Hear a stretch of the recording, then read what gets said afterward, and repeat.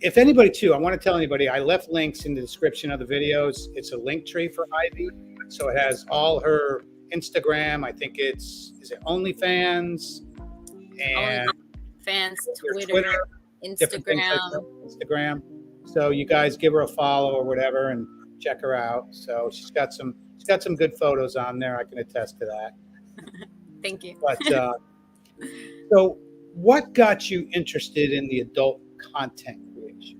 I'm really curious. Well, my boyfriend kind of pushed me into it a little more.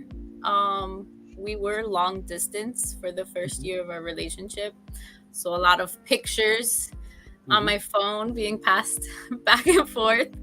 And I actually started a online, I don't know if you know FetLife.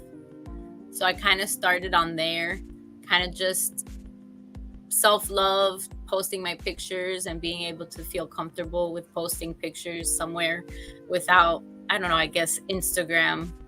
It's a lot of hate. I don't know.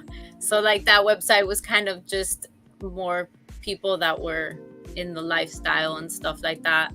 And then from there, I kind of just started getting comfortable with it and decided to make myself an OnlyFans just to see how I would do.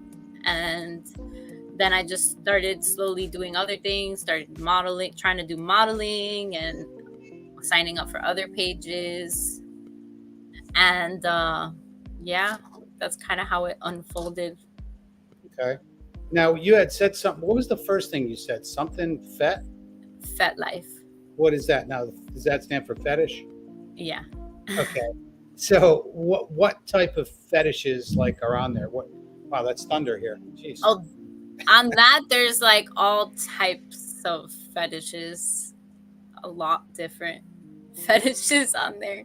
Some that I've never even heard of or anything, but I kind of just I mean, like a fetish would be like somebody who's like feet or hands, or it could be some really weird shit too, I'm sure. Yeah, a lot of weird stuff.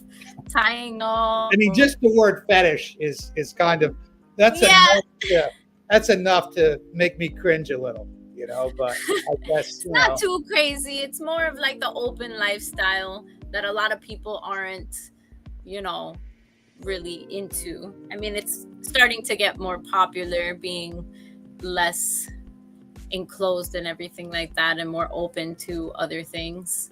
Can I ask you, what was your genre of fetish on there? Did you have one? No, not really. It was more like for me just to be comfortable and posting and get comfortable with my body and everything like that, and be able to be okay with posting stuff like that without feeling like I'm different or, you know, getting backlash or anything from it. Okay, cool. I want to let me pause you real quick. I want to just give everybody a shout. There's so many people in here, man. I see. Oh, Timmy Kramer, good to see you. QB Passport Flexing, man, good to see you. Of course, Self-Made, my brother. Uncle Guns, Woody Johnson.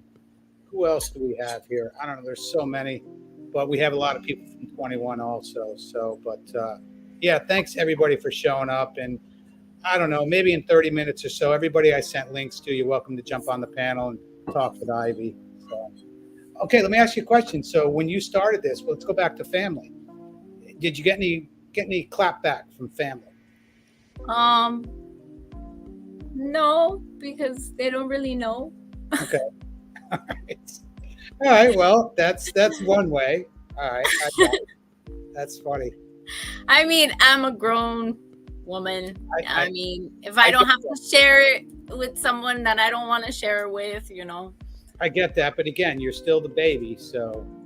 I am the baby. Yeah. But I'm not so baby anymore. Yeah, exactly. So, okay, cool. All right, so you have what is your main platform? Would it be OnlyFans?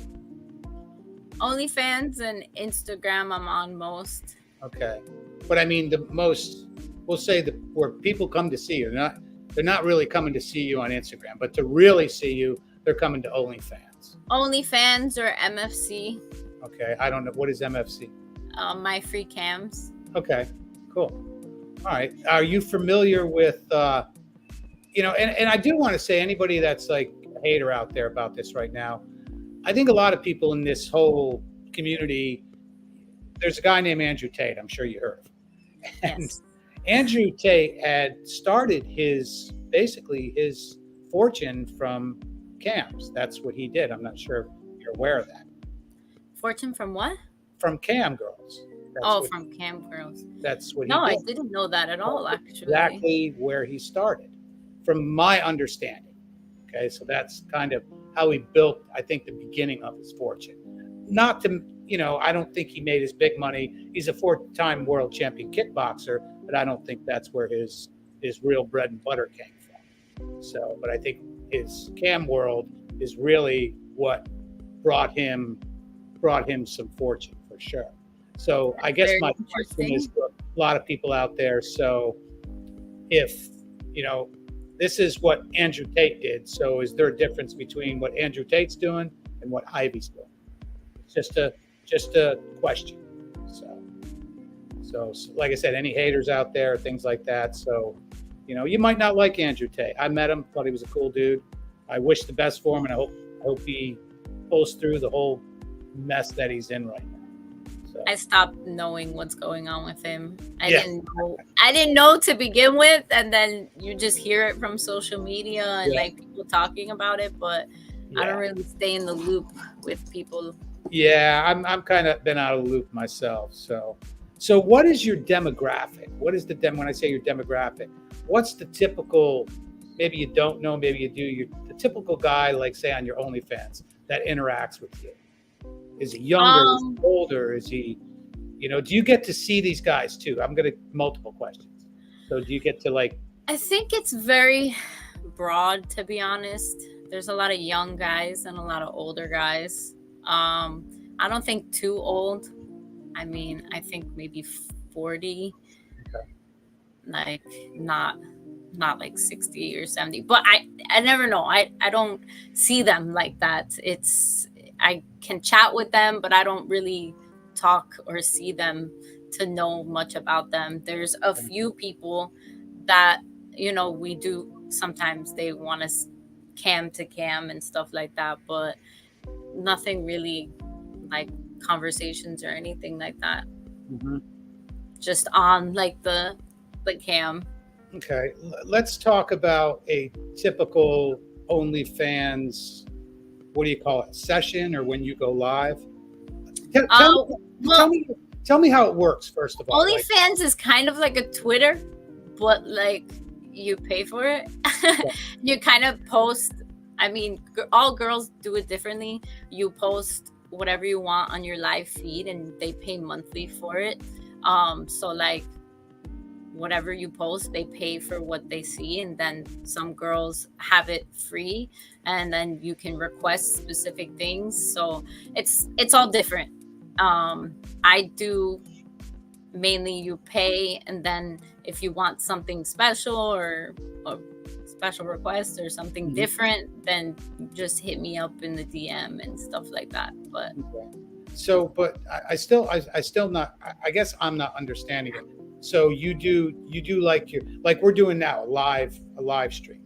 So this would be like my free cams, but I wouldn't see you. It would just be me on the camera and then a chat box. Okay, cool. So when somebody can request something, they could say, hey, I want to see you.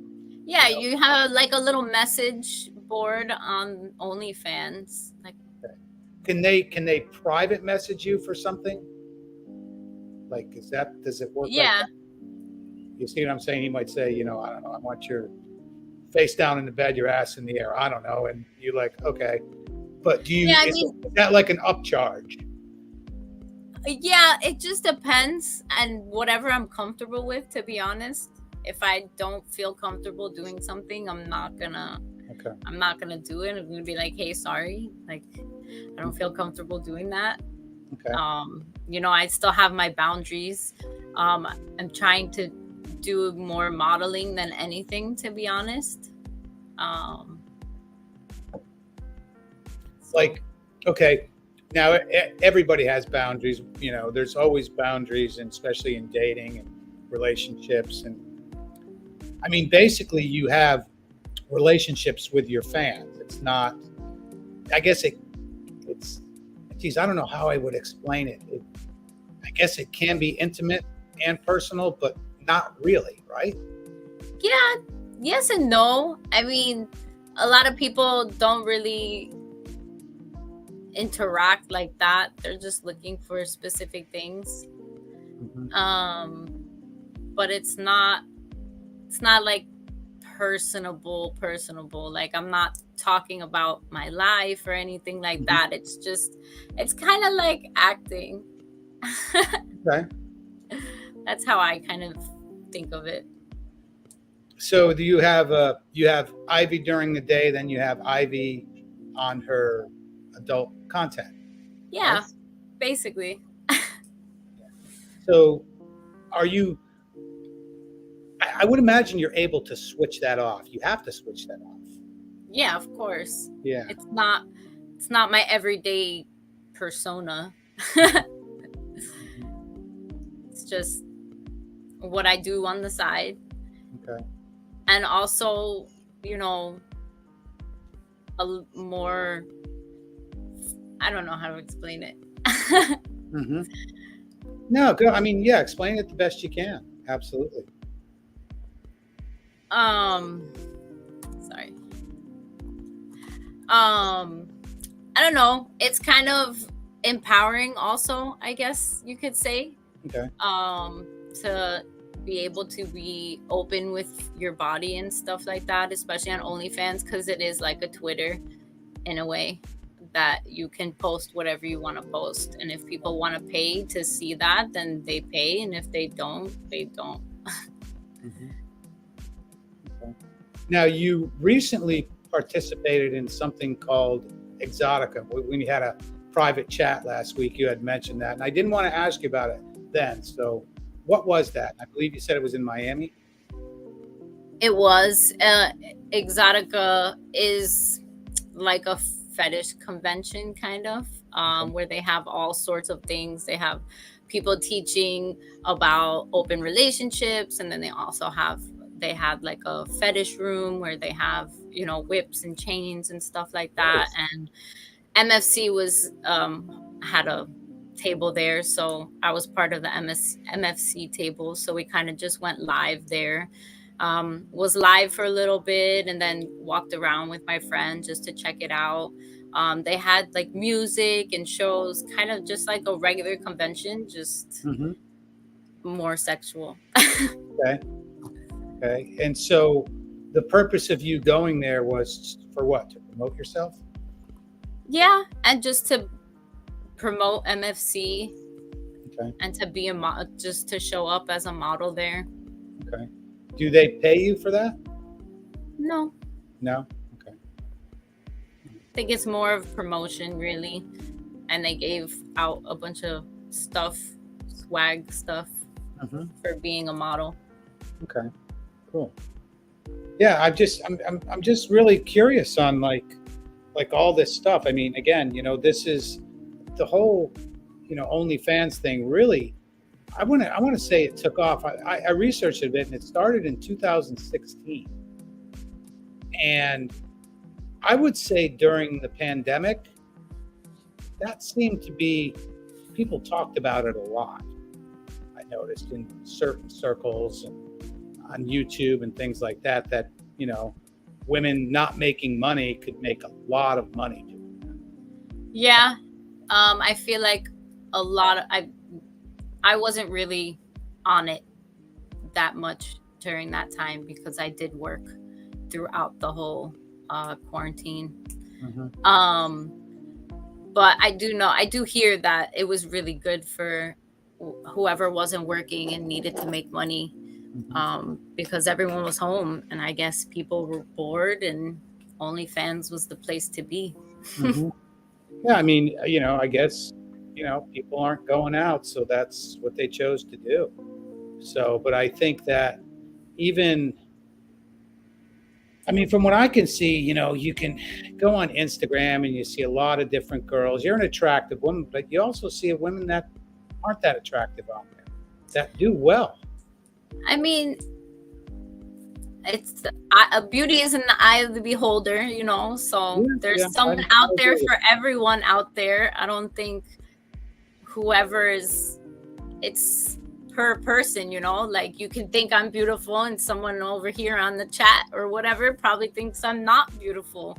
It is what it is. There's people that think people are ugly that other people don't really find attractive at all. So Yeah, no, I totally get that. Like, I'm not, I think in a lot of this space that, I've been in, like I said, I don't really consider this manosphere content, but, we have what we call dick police here, which means everybody like will jump on somebody because the girl they're with isn't attractive, or they don't think they're attractive, or she's overweight, or she's this or she's that. I get that, but dick police on YouTube and spaces like this is huge.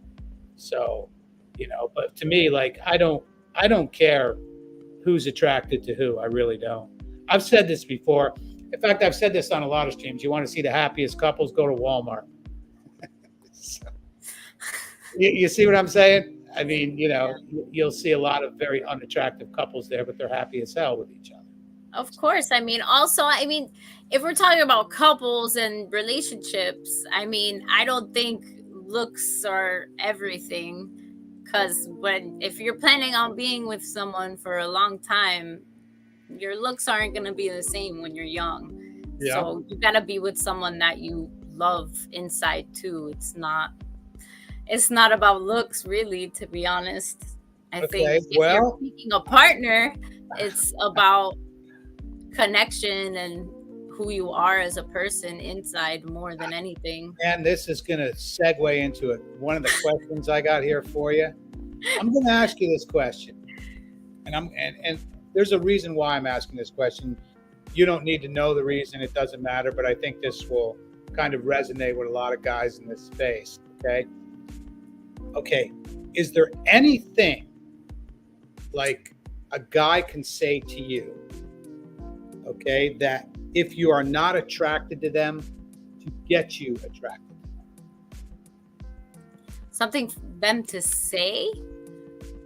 Can they say something? Can they spit some game at you if you are not attracted to them? That would honestly, spitting game, I think if you're trying too hard, if you're not attractive to me per se, would get you even more unattractive for me. I think being your real self and being honest would probably catch my attention more than hearing someone try to use a pickup line on me, to be honest. Okay. The reason I say that is because I think that, man, I think there's a lot of people that say that you can, I'm a believer that, attraction is just attraction. You cannot choose who you are attracted to. But I don't think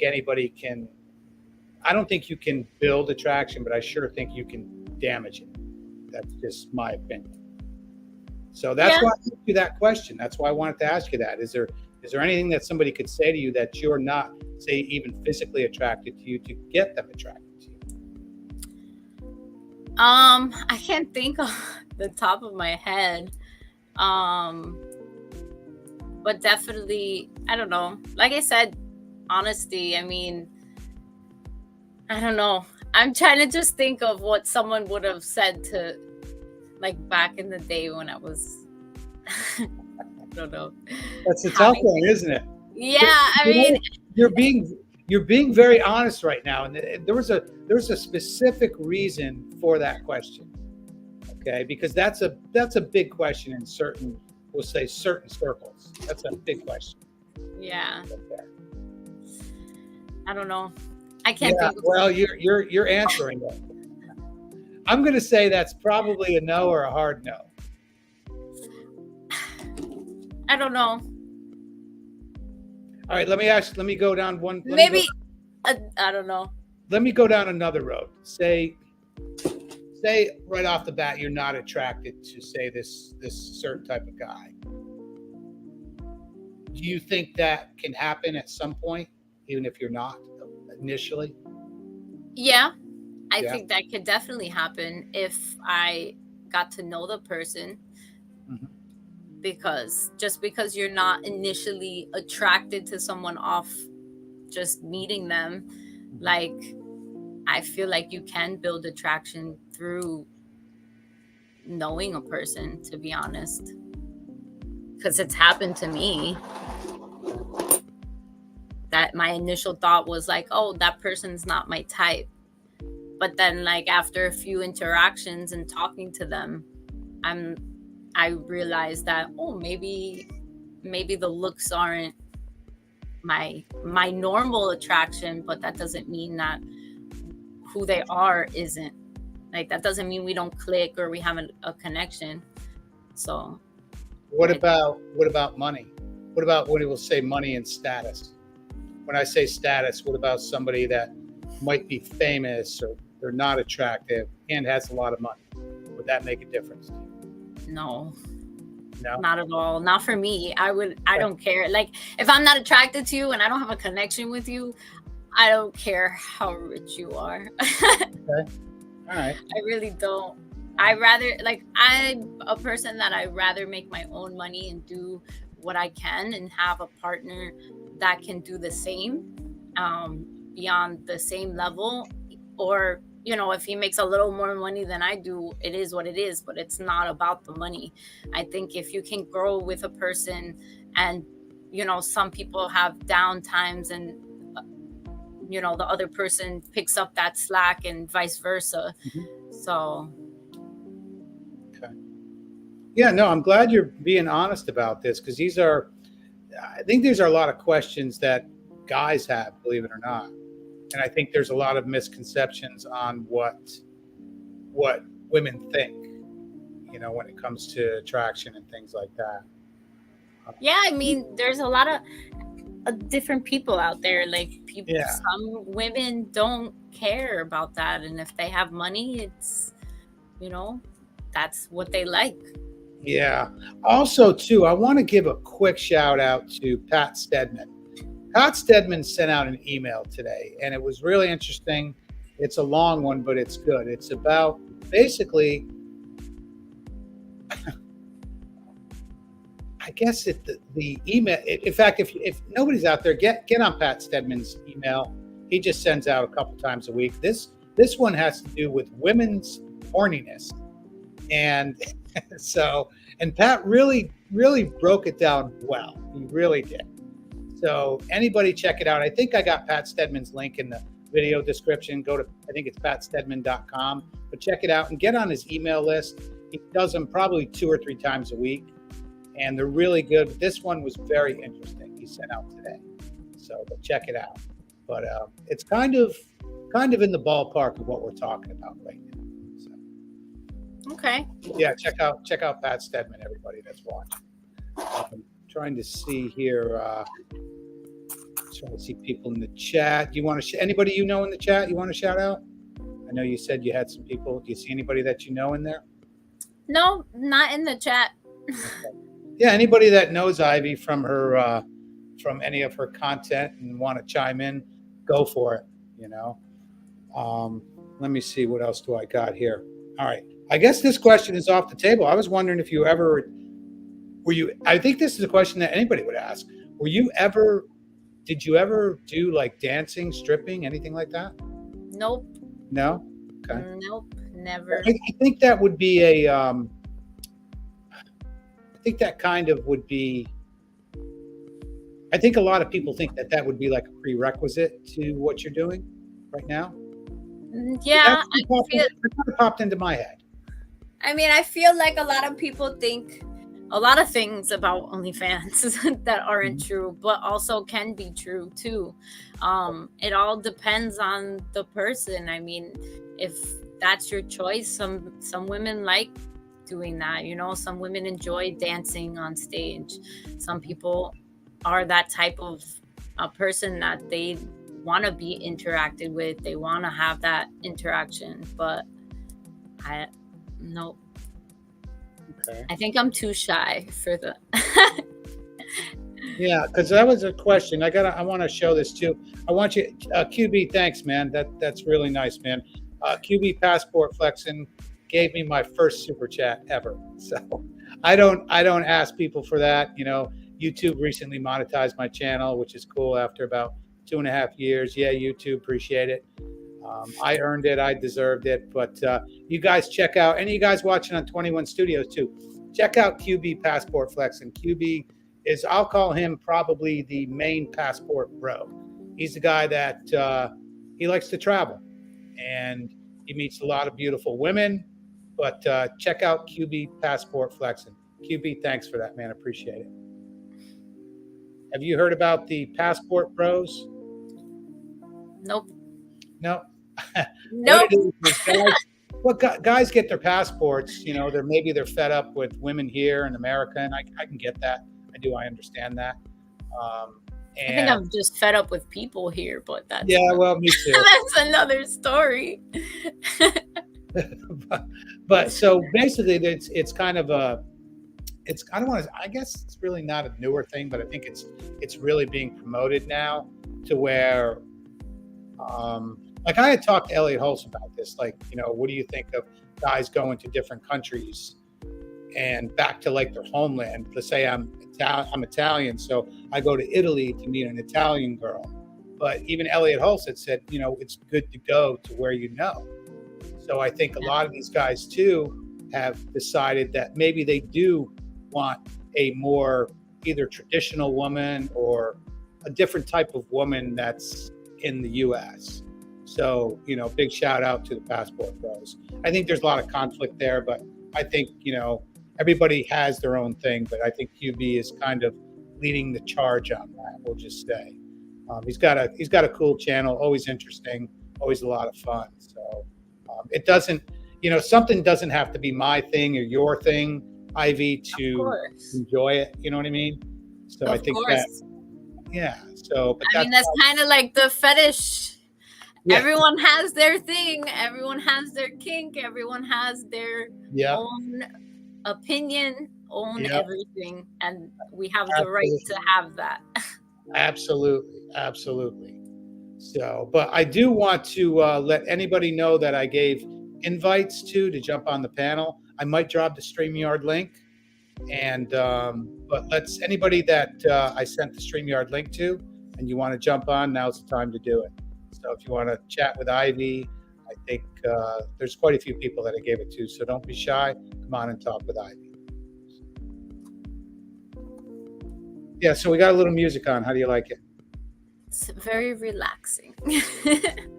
That's good. That was the point. I was supposed to keep you chill tonight, remember? Oh, yeah. Trying. Yeah. So, but I'm going to give a salute. Thank you for coming on for sure. Thank you for having me. I'm just reading some of the things in the chat. Yeah, let's do. You want to do a little AMA with the chat? So anybody in the chat that's watching live, if you have a question for Ivy, let's bring it up. You know, throw it in the chat, and we will. You know, if she doesn't want to answer it, that's fine. You know, so I'm going to bring on my first guest here right now, and it is the famous Self-Made. What's going on, people? How you doing, man? Hi. What's going on, brother? What's going on, Ivy? It's good to have you on, man. You enjoying the show so far? Yeah, interesting. She said she was into her first step into was fetish. So what are you, a dom or a sub? Definitely a sub for the most part. I'll drink to that. But I think it also depends on who I'm, I guess, around. So, okay. So, what nationality are you?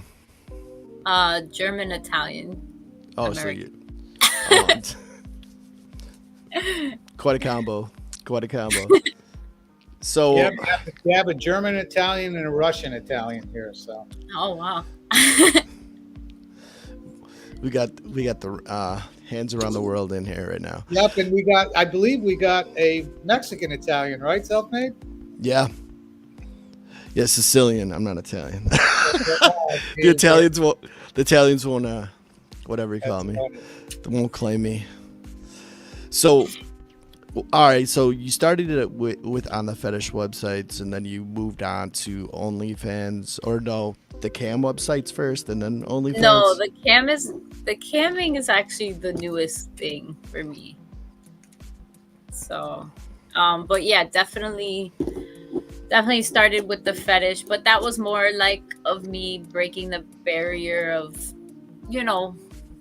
putting more, I guess you could say, seductive photos up, and kind of, it was more of like self-love for me, trying to be more comfortable with my body and being able to post that with no judgment or anything like that.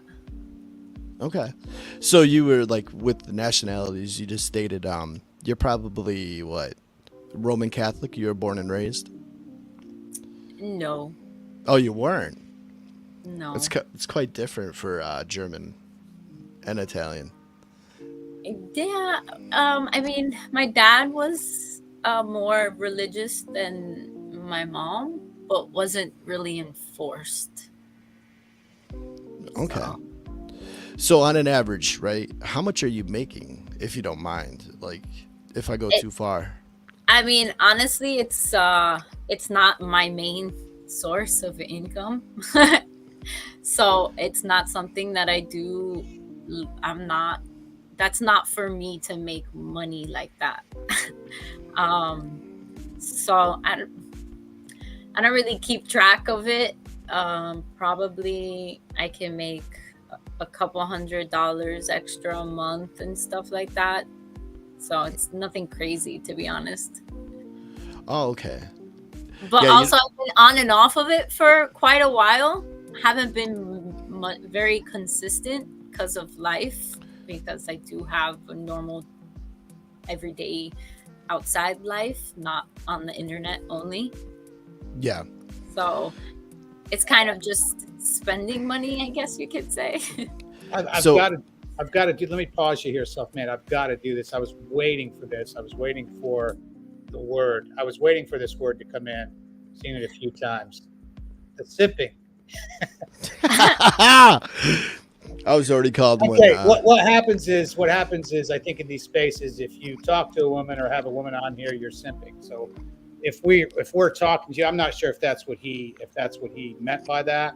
I was expecting that. That's the whole thing, because God knows if you talk to a woman. But what I've noticed is, and it's nothing against this guy. I don't know if that was a kind of a shot or whatever. But what I've noticed is a lot of these guys who say that quite often, and that's a very popular word. Do you know what that means? Simping, Ivy?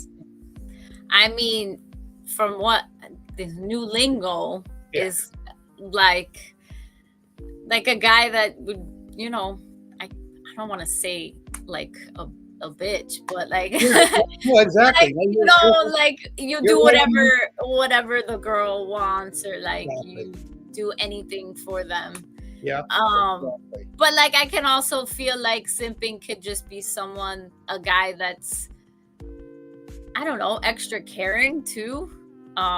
Some guys don't care about what other people think, I guess. And if they like a woman and they really are into them, whatever it is, they'll do whatever it takes. Woody has the comment of the night: the great simping begins. Oh, God. Yeah, I don't even think any of us are simping. We're just asking questions. Yeah, asking questions is what it's all about. It's supposed to be a chill night, and the whole point of this, I'm glad you came on too, man, is that myself, I'm not familiar with OnlyFans and things like that. So for me, it kind of opens my eyes, and actually talking with a real person about why they do it, what they're doing on there. And I think there's a lot of guys that make assumptions, but somebody's paying for this stuff. Somebody's paying for it. You know what I'm saying? I mean, they are. they're paying for.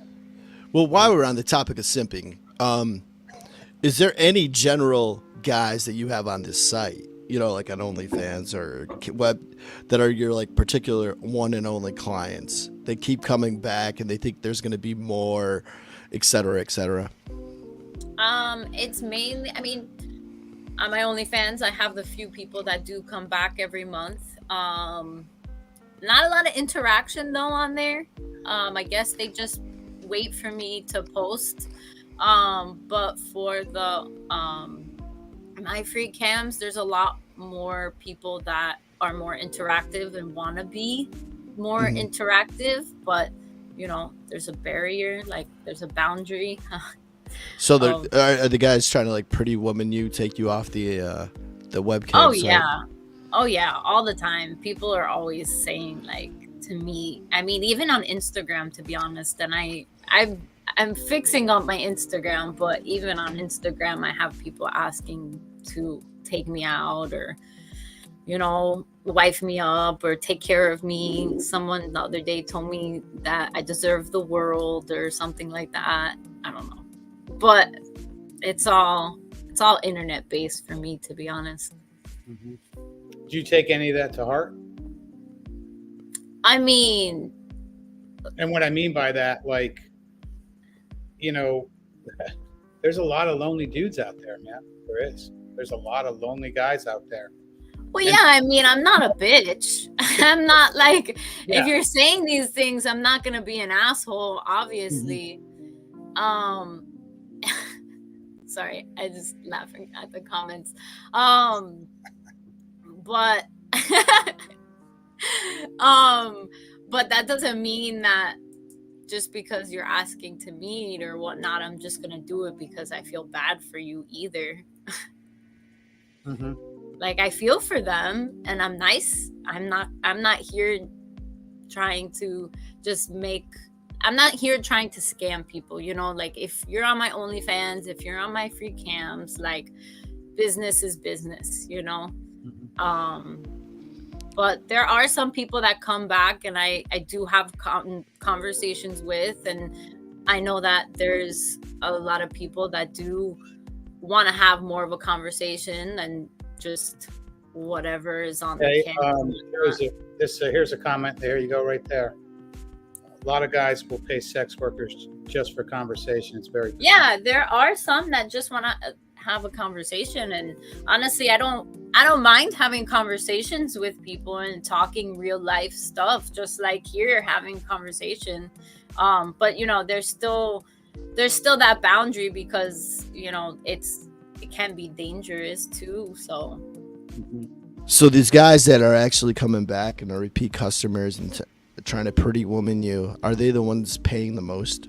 Do they actually give you more money? Some, yes, but some are trying to just get free stuff. So. Free stuff and like content wise, or yeah, free content, pictures, to see me, to talk to me throughout the day, stuff like that. Do you do like private? In other words, somebody wants a private session with you. Do you do that? Yeah, I do. What would that entail? Like, give me like how that works. Honestly, what I'm comfortable with, and also I always ask what they're expecting from a private, because I'm not going to be in a private and then be uncomfortable with what they ask and then be like, hey, no, I'm not going to do that. So I really just try to ask my fans what they're looking for. Hey, down in the chat, Shinobi has a good question. Shinobi Wan. Do Sims ever get? Do Sims ever get post-nut clairvoyance? What is that? Post-nut clarity is like the reality is when you bust a nut, all of a sudden things aren't the same. In other words, I think if every guy could have that feeling after he busted a nut, he'd be better off. It gives you a clarity. In other words, it's basically like it's the hunt, And finally, when you make the kill, we're talking real primal here, you make the kill, you have a different view on it. In other words, when the guy's horns are up and then finally, you know, he releases, things don't quite look the same. I don't think so. I mean, even because, like I said, like the regulars, they come back online all the time. So I don't think it changes anything. All right. Primal Studies has a question here for you. Let's throw that up there. Has doing OnlyFans impacted your dating life? For example, as a dude you were seeing, interested in you, ended things because of your OnlyFans account? Earlier, but go ahead. No, I've been in a relationship for going on 7 years. He's kind of the one that supports me. He's very supportive with everything, and he doesn't have a problem with it, actually.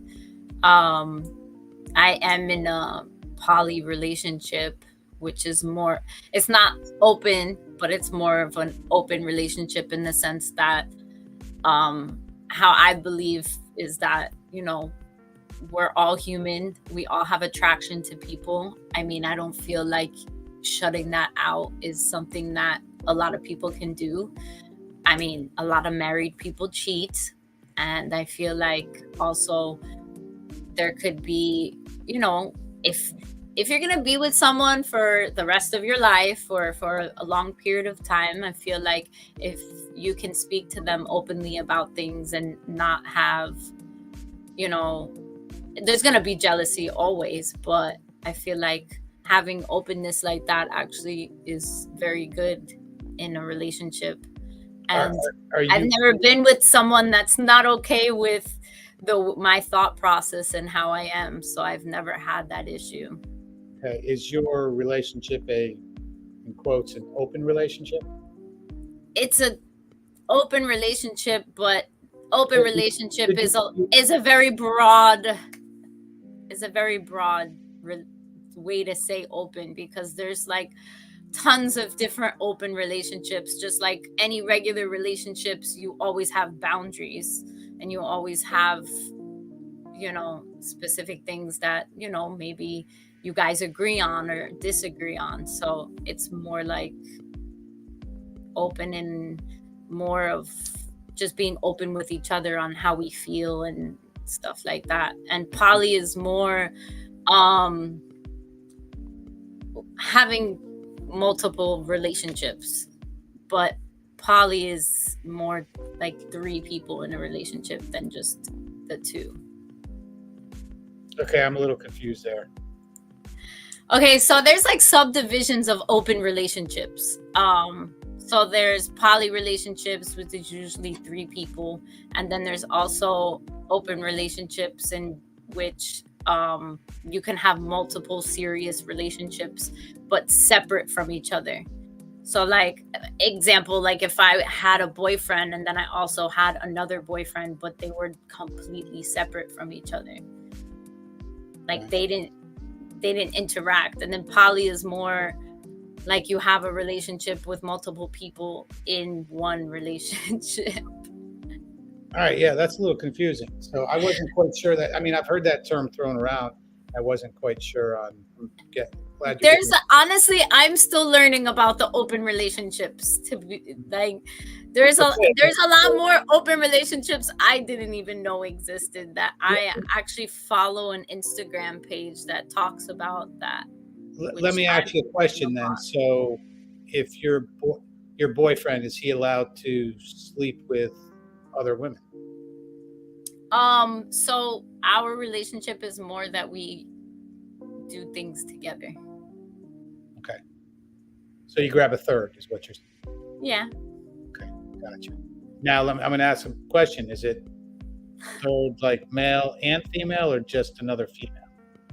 It's mainly female.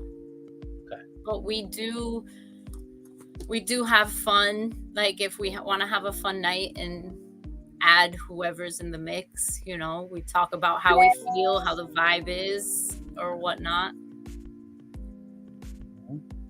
What about this question from Shinobi One? Like after a hard show, do you think to yourself, why am I doing this? That's a really good question, Shinobi One. That really is, because I'm glad you asked that, because I had thought that.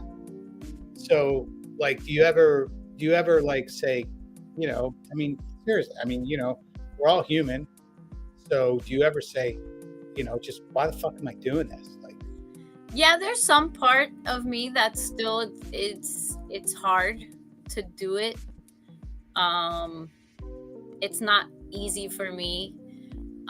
Even being open as I am, there's always that side that you're kind of like, get self-conscious of what you're doing. mm-hmm. And and I feel like it also has to do with society and how other people make you feel about it, because not everyone's a fan of what we do OnlyFans or my free cams or stuff like that. People will say a lot of things about women that do stuff like this. So do you think that, say, in 10 years you might regret this? I hope not. Mm-hmm. But I guess we'll never know until the future. Yeah. But I mean, right now I am doing it mostly to make that extra income. Mm-hmm. The my free cams can be fun, especially if I'm with a friend and stuff like that. Like I said before, you can meet people that you can have real life conversations with, and that's always nice, because it doesn't feel like you're just on cam, very open and free, and feeling, because people can degrade you and stuff like that and make you feel some type of way that's not nice. Mm-hmm. I got a good comment here. It's really good. I thought it was funny. I'm confused. Sorry. Maybe that's great. The open relationship thing, because I'm confused too. I'm right there with you, buddy. So we're good. We're good. That's all right. But this is the reason why. This is the reason why I like to have these conversations. I mean, Ivy's been super honest with us tonight, man, and I'm really glad that she's doing that. She's not holding back. She's just talking about herself and what she's doing.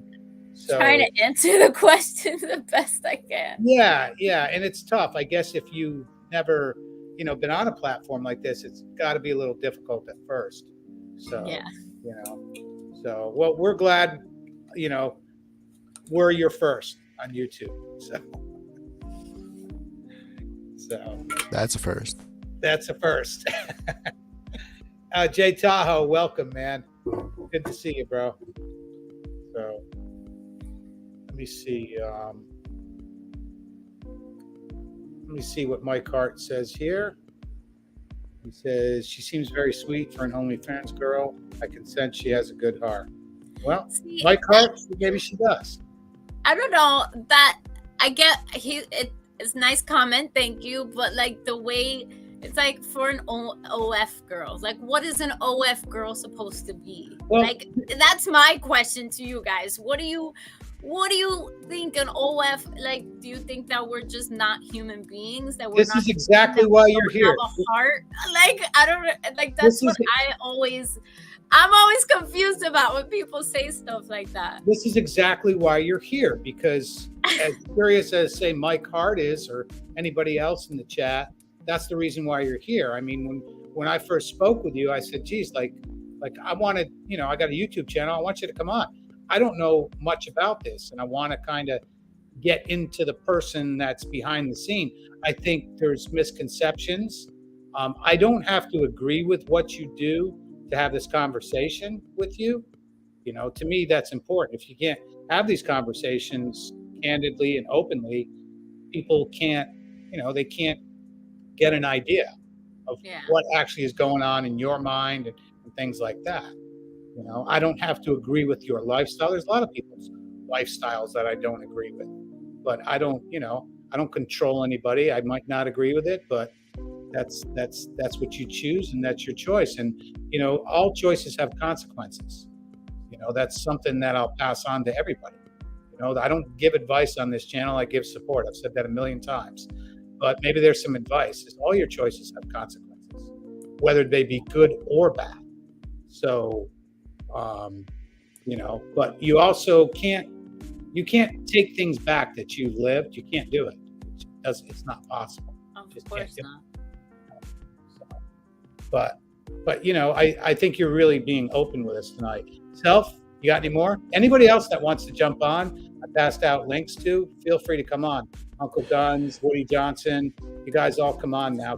We're not going to go that much longer tonight.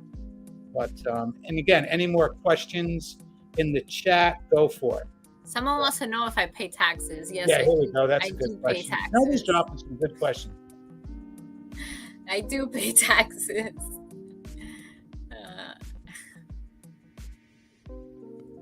Let's say hi to Vega. Vega, good to see you in here, man. Appreciate you dropping in. Absolutely.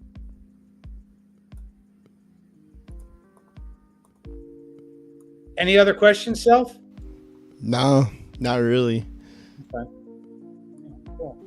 I was just, I asked what I asked. Okay. Oh, wow. We got another special guest coming on tonight. In fact, Ivy, you're going to recognize this young lady coming on right now.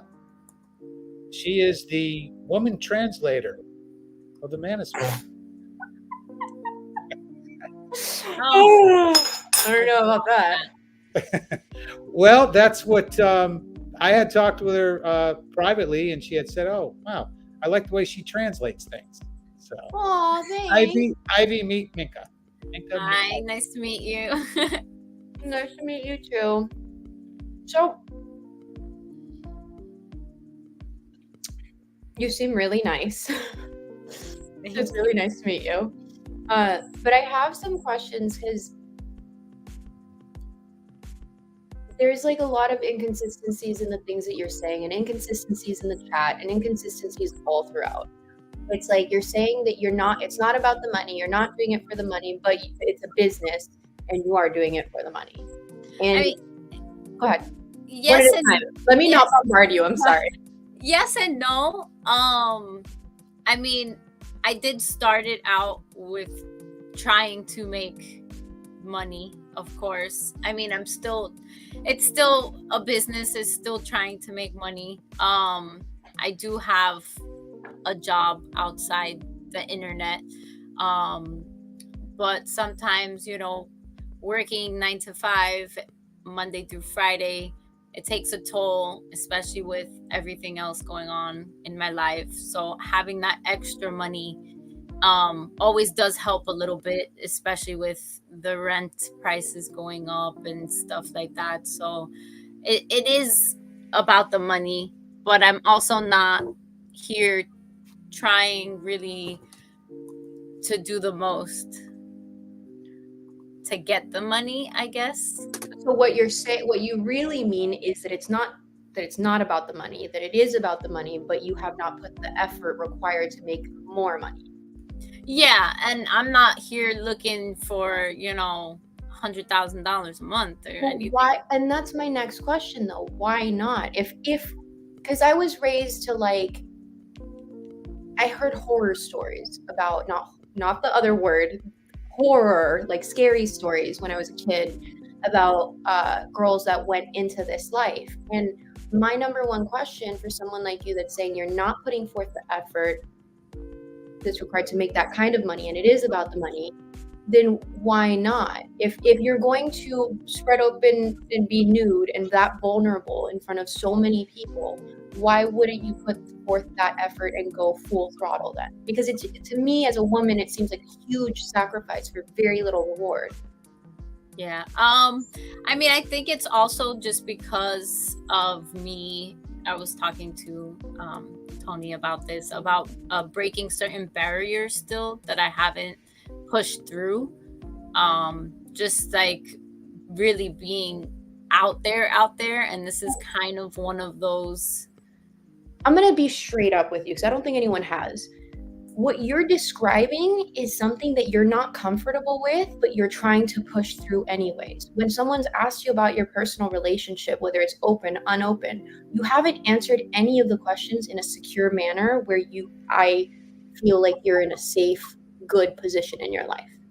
It's like, it's, and I will preface it with this. I worked with a lot of women that have been escorts and OnlyFans girls and webcam girls. And what was the other one? Not dancers.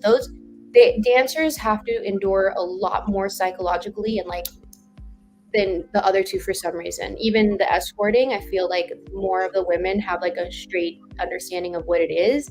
Whereas dancing, I feel like more women have a lot more things. It's just a weird environment. So let me preface it with I have worked with a lot of women doing what you're doing. That's where the questions are coming from. It's coming from a concern from, as a woman, I'm hearing another woman describe her situation. It doesn't sound safe. It doesn't sound like you really know what your relationship is about. It doesn't sound like you know what you're doing with your video webcamming. It doesn't, and I'm concerned for you. This isn't to make sure that nobody knows, like what's your ethnicity? German, Italian, right? American. Right, but you're cultured. It's, you come from an ethnic background. I do too. That's why I'm saying this. I'm not trying to condemn you, but I'm concerned that no one has asked you to look at what you're doing in your life and how it's affecting yourself and how it will actually affect you in the future, because you're not in a solid relationship. If that dude does leave, which it sounds like that's the person that's making you comfortable with these life decisions, you're on your own. And then you're going to go full throttle. But by that time, there's not going to be many men that are open and comfortable in a monogamous relationship that would want to support their wives or girlfriends, that are going to be okay with girls doing that. And these are the things that I don't know how old you are. I'm 32. The generation before me made it okay for the girls my age to get filler, to do all these, and like OnlyFans blew up right after COVID, right? And so I'm one of those too, where for me it was filler. I had filler like here, and I ended up looking like a puffball, and I didn't know. And no one told me that I was ugly. No one told me, hey, you have no face anymore. You look plastic. And I was delusional and I didn't know. And so, when I started thinking about it, it was like, all of the women that were older than me told me that it was normal, that it was okay, there was nothing wrong with it. And I almost died from having filler. So these are serious repercussions, and especially women, we feel more comfortable with more women. And so when there's older women saying like, yeah, I do OnlyFans, I do this because I had that too, and taking my example of the filler, I'm the one left to deal with the consequences. Yeah. And that's why I'm asking. I just want to make sure you know my intention is not to hurt you. My intention is to get you to look at something that it doesn't seem like you're looking at. No, I definitely understand. I was trying to go more full throttle with it. But I wasn't. Like I said, it's about the money and the fact that I do need to support myself at the end of the day and support my family, and to make sure that I can make money to support myself no matter what. But you said that it was earlier, you said that it was just spending cash and it wasn't really that important to you. Well, it started off like that. Okay. So that's how it started off. And then, things got hard. And also me like working full time and everything, like it takes a toll on me at times. And I want to spend more time doing things that I love and I want to do also, instead of working a full-time job and still feeling like I can't enjoy stuff because I'm working. Do you have a goal to do this full-time? Let's say you're making, $10,000 a month. Would you do it full-time? Are you comfortable with doing it? No.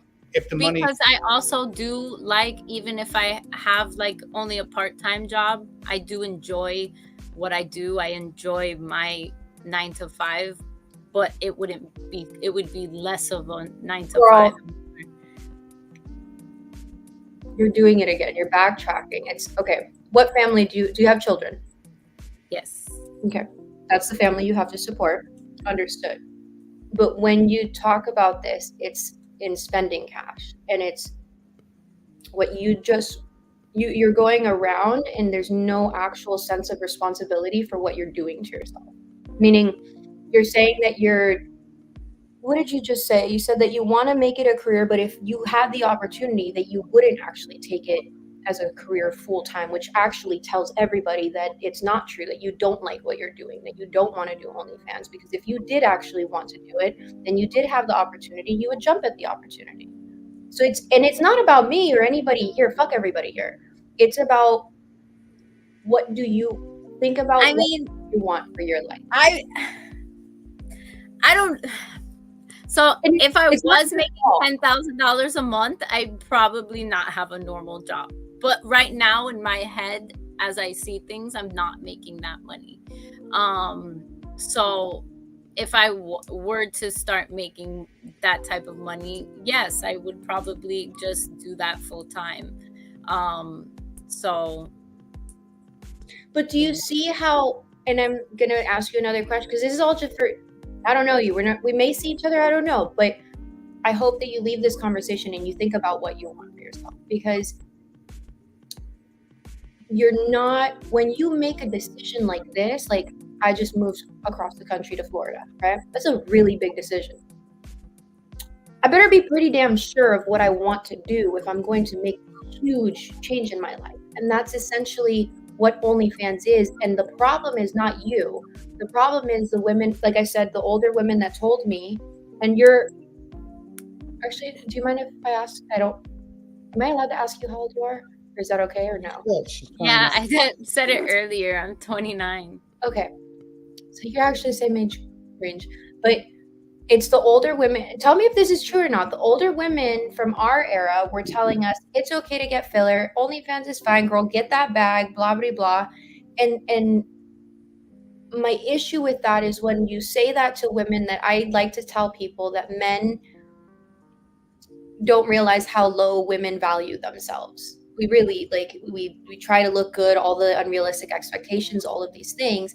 And so when you have women influencing in that capacity, what I see a lot is women making decisions, feeling comforted, and not actually thinking of it all the way through. Because as I said earlier, I almost died from using filler.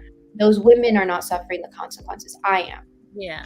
I mean, my boyfriend doesn't push me to do it in that sense. Yeah, but your boyfriend's also like with other people. There's no sense of loyalty when, you know what I mean? Like, especially if he's your boyfriend and he's not paying the bills, and you have to resort to doing that on camera. Oh, no, that's not how it is at all. He pays most of the bills.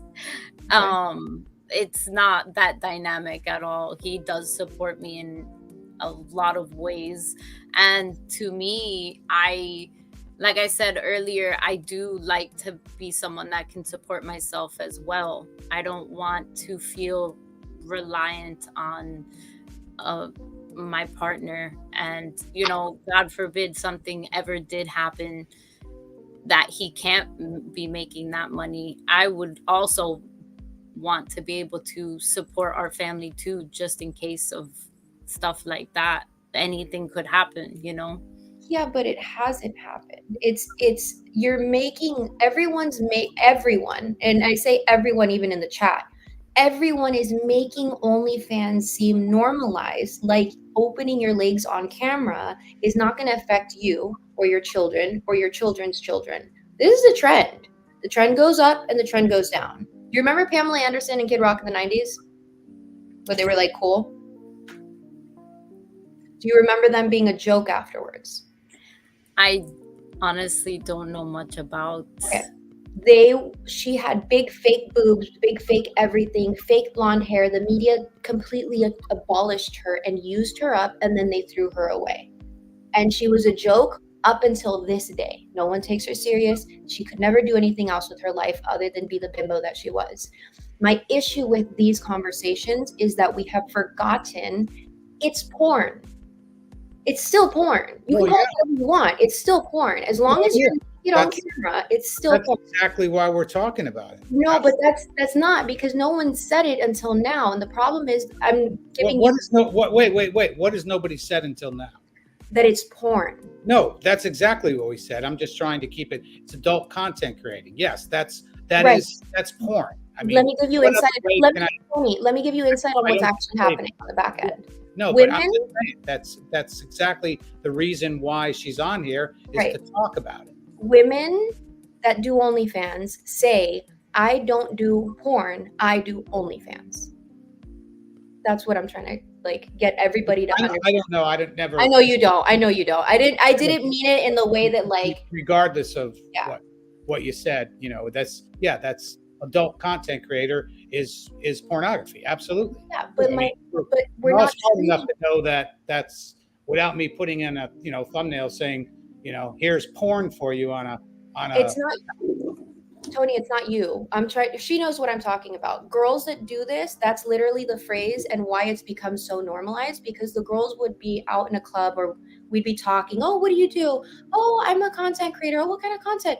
I don't do porn. I do OnlyFans. And so that's the mind thing that's been going on with the girls. Because I looked into it. I'm like, why are so many girls from good families, wealthy families? So it's not what we're talking about here, but a lot of it too. I mean, the reality is too, a lot of it's a validation thing.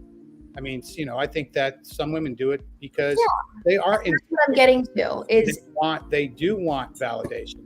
I mean, the reality is any woman wants to be like when you walk down the street, whether it's Ivy or Minka or Anna, to say, "Wow, cute girl." I mean, what woman doesn't want that? What man doesn't want that? I mean, that's just reality. This is right. But the validation, the taking away of the I'm with you, Tony. And I know that you're calling it what it is. What I'm saying is because we've normalized it in society by the girls starting to say it's not porn, it's OnlyFans, we've created this delulu of it's not as serious as it is. And my question is, if you have kids, how do you think this is going to impact your kids in the future? I mean, I definitely would, if in the future, obviously, probably find out when they're older, and I would just be open with them and explain to them, at the time. How old do you think they'll find out? In this society, I'm with technology, I'm not sure. Probably younger than expected. I have a 10-year-old that was making porn jokes the other day. So it's I'm asking these questions because I don't. What about a 10-year-old? That went by me. 10-year-olds make jokes about porn. They're watching porn now. It's not older, like when they're 18. It's going to be like right away. How is it? Like I said, when I started this, I said, for me, it's being older. It's like all right, wow. Like to me, porn was a Playboy. That was it. That was all there was to it. So the phenomenon of OnlyFans has taken off, regardless. And I don't think anybody would question that it's not porn. But they do. That's what I'm trying to get you to understand. They do. It's I don't think anybody I know would think that. Anybody. Because you're in the real. We talk about it a lot here, but in the regular world, the majority of women classify it as content creation, not in porn at all. It's weird, and that I appreciate that you guys have the transparency. But have you met those girls, Ivy? There's a lot of women that say, I don't do OnlyFans. I don't do porn. I do OnlyFans. Like, it's not the same. I haven't met anyone personally say that per se. I know that a lot of people say they're OnlyFan model, or I'm an OnlyFan. Like, I have OnlyFans, but I never heard someone say like, oh, I don't do porn, but I do OnlyFans. Like, I haven't run into someone that says that per se. Yeah. I mean, kids are fucking mean, man. Kids are fucking mean. What's that? I said kids are mean. Like the little kids, like they're ruthless with picking on other kids and stuff. That's why I ask these questions, because it's not just like Well, that's because kids don't have filters yet. Yeah, but it's mothers need to remember these things when they're making these decisions, because it's not just in the moment.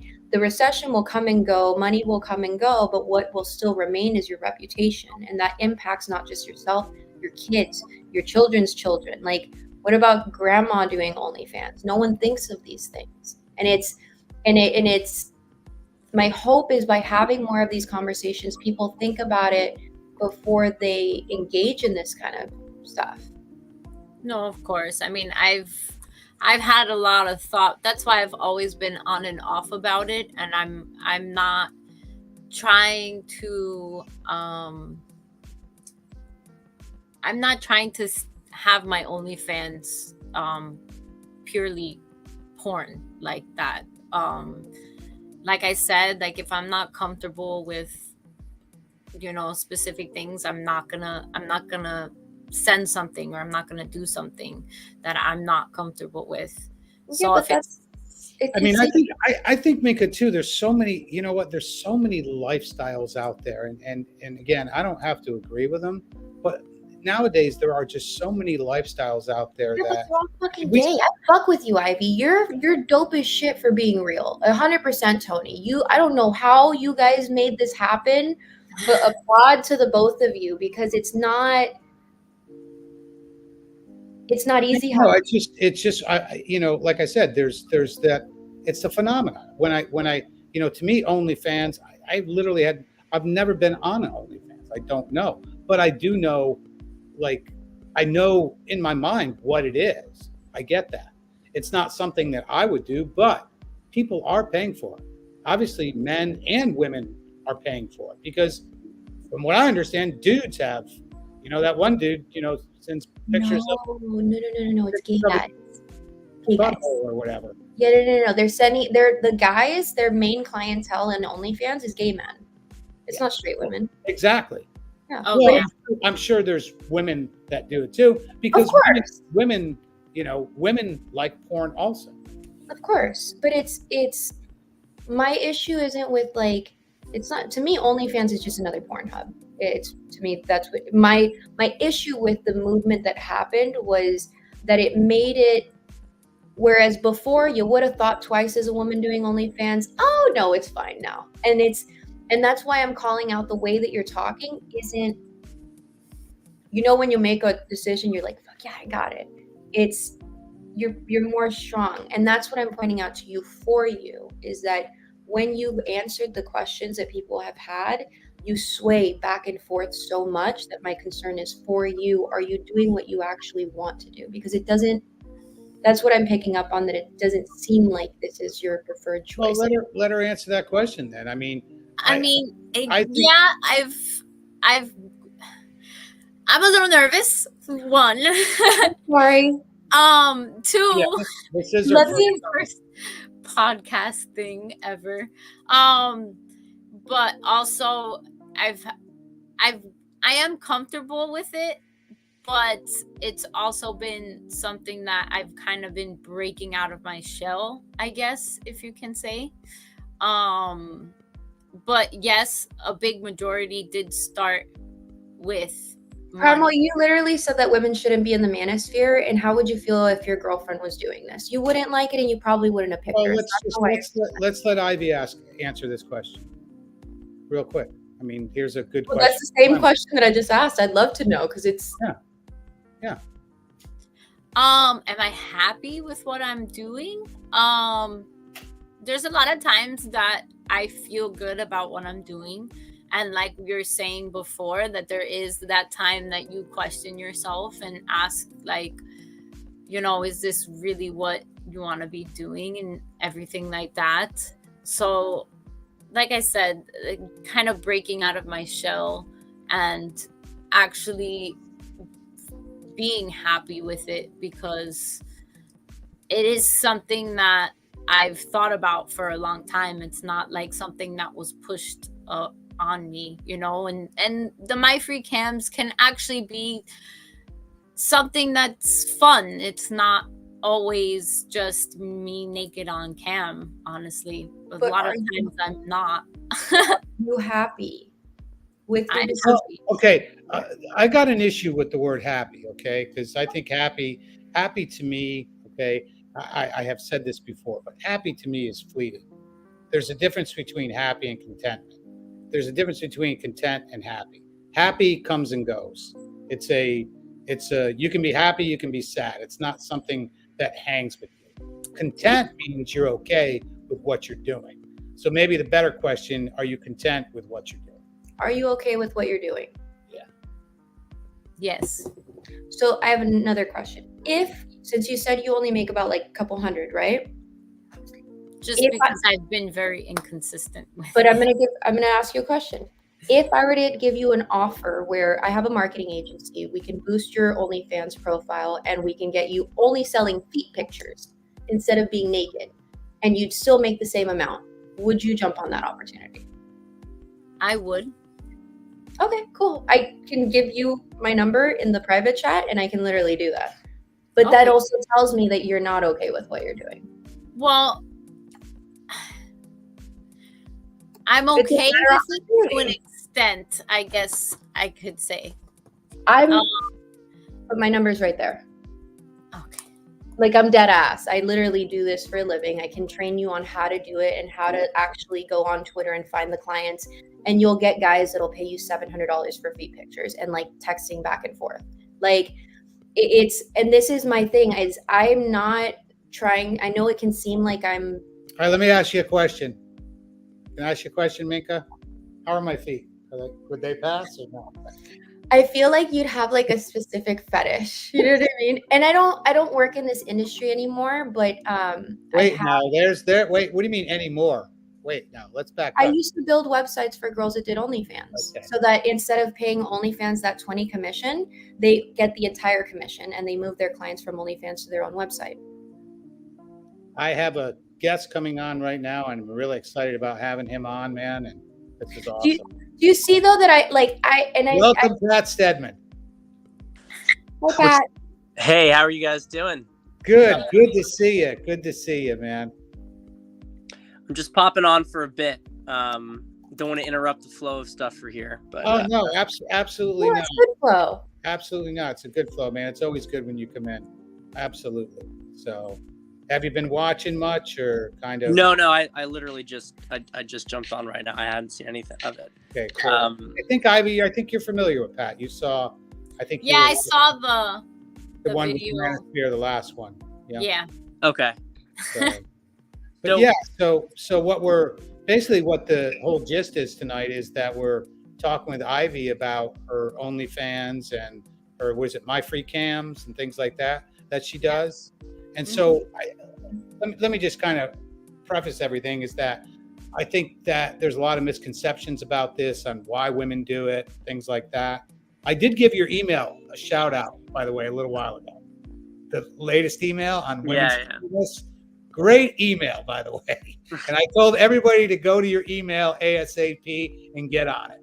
And so maybe you want to send that one out again. So, but anyways, so that's kind of what we've been talking about, you know, and I think Ivy's been fairly candid with us about what she wants, and Minka has give a little bit of, we'll say a little bit of clap back, but I think Minka's clap back is for concern. I think it's more like, I think I think she was trying to pick up on inconsistencies. Yeah.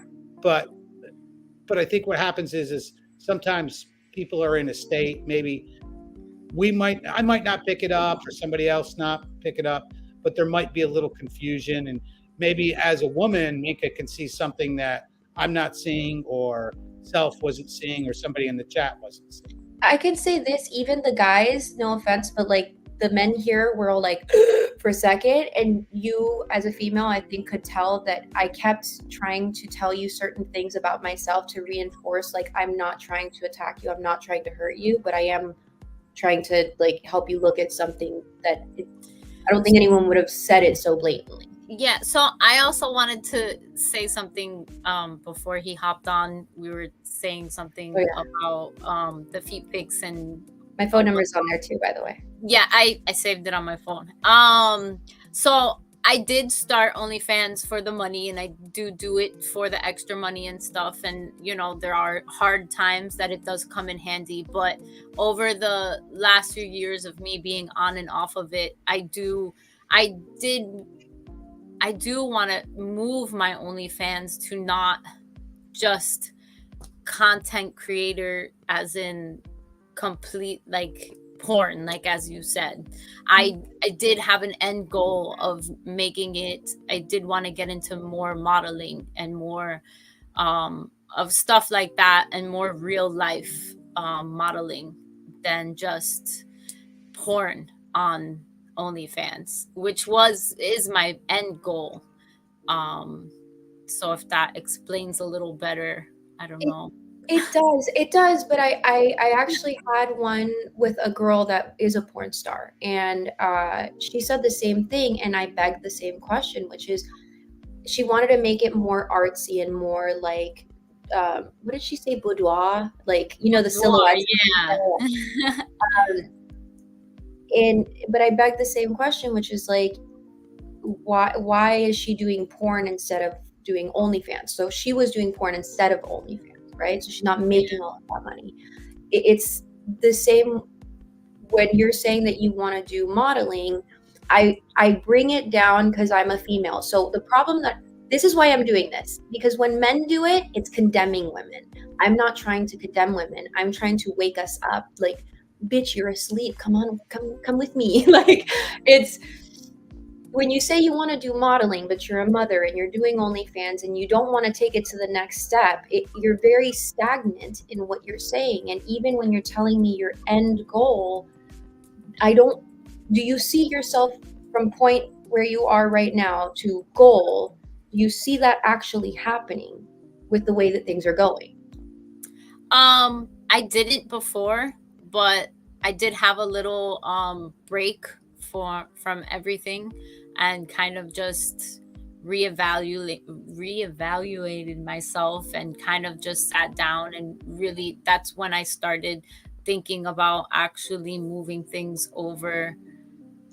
I can guarantee you, I thought of it. If you were to do like a propaganda of girl quits OnlyFans needs support, I would wonder how much more people you would have on your non-naked OnlyFans giving you money just to support you to not be naked, because it's going against the grain. And you don't really have much to lose in the position that you're in. You said that you came from a break and you're coming back. It might be something worthwhile to try, because it's. But also too, you know, we'll get Pat in here soon. And then I'll hop on. No, that's okay. Stay on. This, like, it is a phenomenon. I mean, people are paying for it. I mean, but not anymore. It's on the trajectory of down. I'm sure it is. I read all about OnlyFans. I read about too that they were trying to eliminate adult content, but that's probably not going to happen. The merchant services wouldn't allow it. It wasn't even OnlyFans. It was merchant services would not process any of their credit card payments if they do not allow OnlyFans adult nudity content, because that's where all the money was. But now, this last year, there's been a huge downward trajectory. That's why I'm saying a lot of that. I'm gonna just take a guess. A lot of that had to do with non-pandemic issues we have now. In other words, so Pat, you want to chime in? Well, I think that there's some of that. You know, I think it saw, let's say, an unnatural extra boost during the pandemic period. And so you could argue that the decline, a lot of it's just a return to, you know, what would have been a more normal baseline market. But I do think that the pendulum in general is swinging, and I think in general there's a lot. It's not anywhere close to like not permissive, right? But there's a push against it, And I think that that is a growing movement. And I do think that there's a growing movement of shaming it where that wasn't the case before. So I just wanted to throw that in there. Mike, I have just a couple of questions, Ivy, because I really find it interesting. And I guess one of the biggest questions for me that jumps out is like, does it become harder to stop because you do get money from it, and it becomes like, is there a circuit that you feel like starts to get created, and that you feel like that it impacts you with sex in general with other people? Because I remember reading this sort of very in-depth expose to an escort, and about her experiences and how, you know, it made people talk about like how it complicates relationships later on from the standpoint of people having to deal with, you know, whatever your past. But she wasn't even talking about it from that perspective. It's just how almost her orientation towards the whole dating intimacy process had changed. What's it been like for you? So you weren't listening earlier. I'm in a relationship for about 7 years now, Okay. so I haven't really had that issue per se. So the porn is mostly you and your boyfriend. Yeah, mainly solo. But I honestly, my OnlyFans is really based off of people requesting things. Mm-hmm. I don't have an OnlyFans where I have just straight porn on that. Sure. So like, you know, I'm very comfortable with taking sexy photos. I enjoy it. Like I love seeing a photo of me that I actually like, and you know that it's a sexy photo and stuff like that. So it's not that I'm not comfortable with that. Or what? There was another inconsistency. What? You said of photos of myself that I actually like. Which tells me that most of the photos and the things that you're doing you don't like. No. I mean, like, if I take a sexy photo of myself, I'm not gonna feel like because I posted that sexy photo that I'm not gonna, just because I posted it is just because, you know, I wanted it out there for someone to buy it. You lost me. Sorry, I'm trying to follow. Like, I take a sexy photo and I enjoy if I can share that. If I'm really curious about this question. So does like your circuit when it comes to money, like I need money, and is there now like a circuit in place where you think, okay, well, what can I do sexually sort of with my OnlyFans to get money? Is it kind of like because the money, I'm sure, is so much easier in some ways than other work that you could be doing? it can be easier. Do you feel like, though, it's changed your relationship to, like, if you need money, do you mentally now like view this as something? Because I know you're talking about like you kind of want to get out of it, but whenever there's some sort of financial pressure, or you know, do you feel like the pull back into it?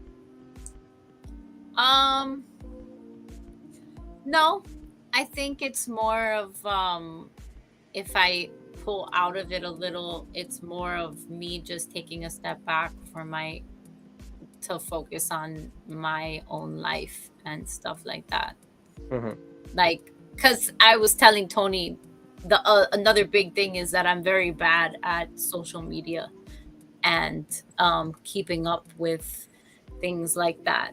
So the consistency is what's hard for me, just because of life and a lot going on. But like how she was saying, if I did have full time and that's all I, did, and that's what I would make money off of, that would be great. I mean, She did talk earlier, Pat, about basically giving guys almost like a girlfriend experience. Mm-hmm. I guess that's the way I would put it. Be careful. I had a lot of the girls that would say that they were desensitized. Sorry. That's you. God damn. Bless you. Sorry.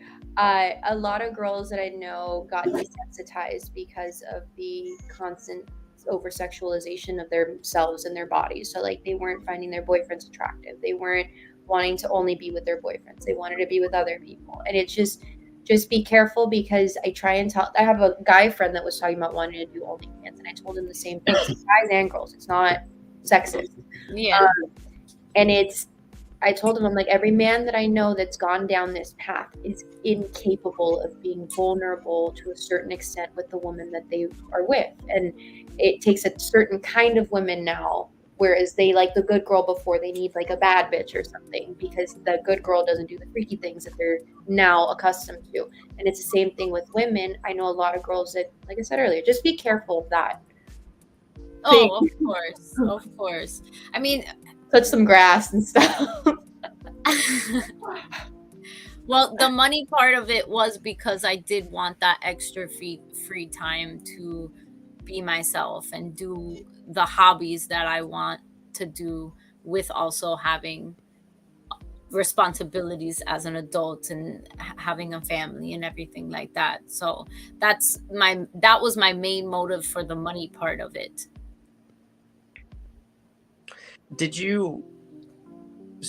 How did you, I'm sure you already talked about a lot of this stuff, so I don't want to like make you, reinvent the wheel with the whole thing. How was was your boyfriend part of the decision getting into it? Like, he didn't like tell me to do it. I brought it up myself, and he supports it, but Mm-hmm. he doesn't. He tells me, if you don't want to do it, it's not for you. You don't feel comfortable. Like that's totally yourself. Like that's your choice. That's what you want to do. And if you don't want to do it, I support you. And if you do, I support you as well.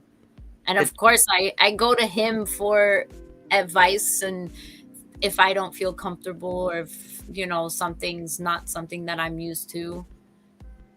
And you guys are completely monogamous? No, we're a poly. Okay. Yeah, that's where I got a little confused now. We talked about that earlier, and I wasn't quite sure on like I've heard that term before, and I'm like, all right, is poly open relationship? Is it, your mic's off, Anna? Oh, okay. Is what is poly? Is poly the same thing as an open relationship? So Yeah, it falls under a type of an open relationship. There's a lot of types of open relationships. There's different rules. Yeah, there's different boundaries. We have more rules than a regular open, right? You guys have more rules than a regular open relationship? Yeah, but also I feel like different poly relationships can be different. Like I was trying to explain before, there are some poly relationships where they actually have relationships outside their main relationship. And for us, in my future, I always thought of me having a boyfriend and a girlfriend. That just sounds so exhausting to me. Like a full-on 3-way relationship and another relationship. Like, no, like that's the thing. Like I don't even have a single relationship. Hold on. I don't even have a single relationship. Why do you have so many? No, I don't have outside. It's just me, my boyfriend, and then hopefully in the future, someone that would join our relationship for all three of us. I wouldn't, like, our dynamic isn't having relationships outside us. Gotcha. That's too many, I think. Oh, I had a question. Sorry. Can I ask it? Yeah. Absolutely. Again, now that you understand like where I'm coming from, it's not attack, it's like, how do we fix this shit? How many women that were not your family told you not to do OnlyFans, or suggested not doing it, or thinking about it, or not and how many women praised you for doing it? Not that. I mean, I don't have a lot of people saying not to do it, but to also, you know, make, like you were saying, make sure it's something that I'm comfortable with, I'm okay with. And then also, if, you know, I'm doing it, that, like, you know, I'm going to support you. Like, if that's what you want to do and that's what you're comfortable with, like, I wouldn't be able to do it. But if you do it, you know, like, go right ahead, and, you know, I support your decision. But that's the issue, is that a good friend will not tell you what you want to hear. A good friend will tell you what you need to hear. And that's why I'm asking this question, because if you're saying that, that's if the good friend is like, I mean, I've got friends like that where, but we're talking about opening your legs on OnlyFans. Like, no, I get that. But I'm wish really old school to think like the, you know, Pat will probably agree with me on this, but a woman's body is can be like art. It can be beautiful. You know what I mean? So I think people can look at it very different. We live in such a totally different world than 30 years ago, 20 years ago. It's changed so drastically. But still, the female feature should be beautiful. It should be, that's what it is. Whether or not it's abused or taken the wrong way, you know, we can look at a runway model, okay, who's half naked on there, and then we can look at like a OnlyFans girl who's showing her body. They're both garbage. They're both I'm not done. Sorry. I'm mad about both of the girls. I'm not done. I was just about to say it's the same thing. It's the same thing. Okay? Mm-hmm. That's what I'm about to say, is that it's the same thing. So I'm gonna go to Pat. I mean, okay, some people will draw a line. Everybody has a line they draw in their head. What's right? A bikini picture is good, but naked picture bad. So where is there a happy medium? Pat, I don't know if you want to kind of bounce off that. You get what I'm saying, Pat? Yeah, there was a famous I can't remember the court case, but there was they were trying to essentially determine whether something was pornographic or obscene, and the judge issued this famous ruling where he said essentially, like, I know the difference when I see it versus, you know, art versus porn. Mm-hmm. I do think that photos of women can be taken of them even naked and have it not be pornographic and because there's a sort of energy that comes with an image.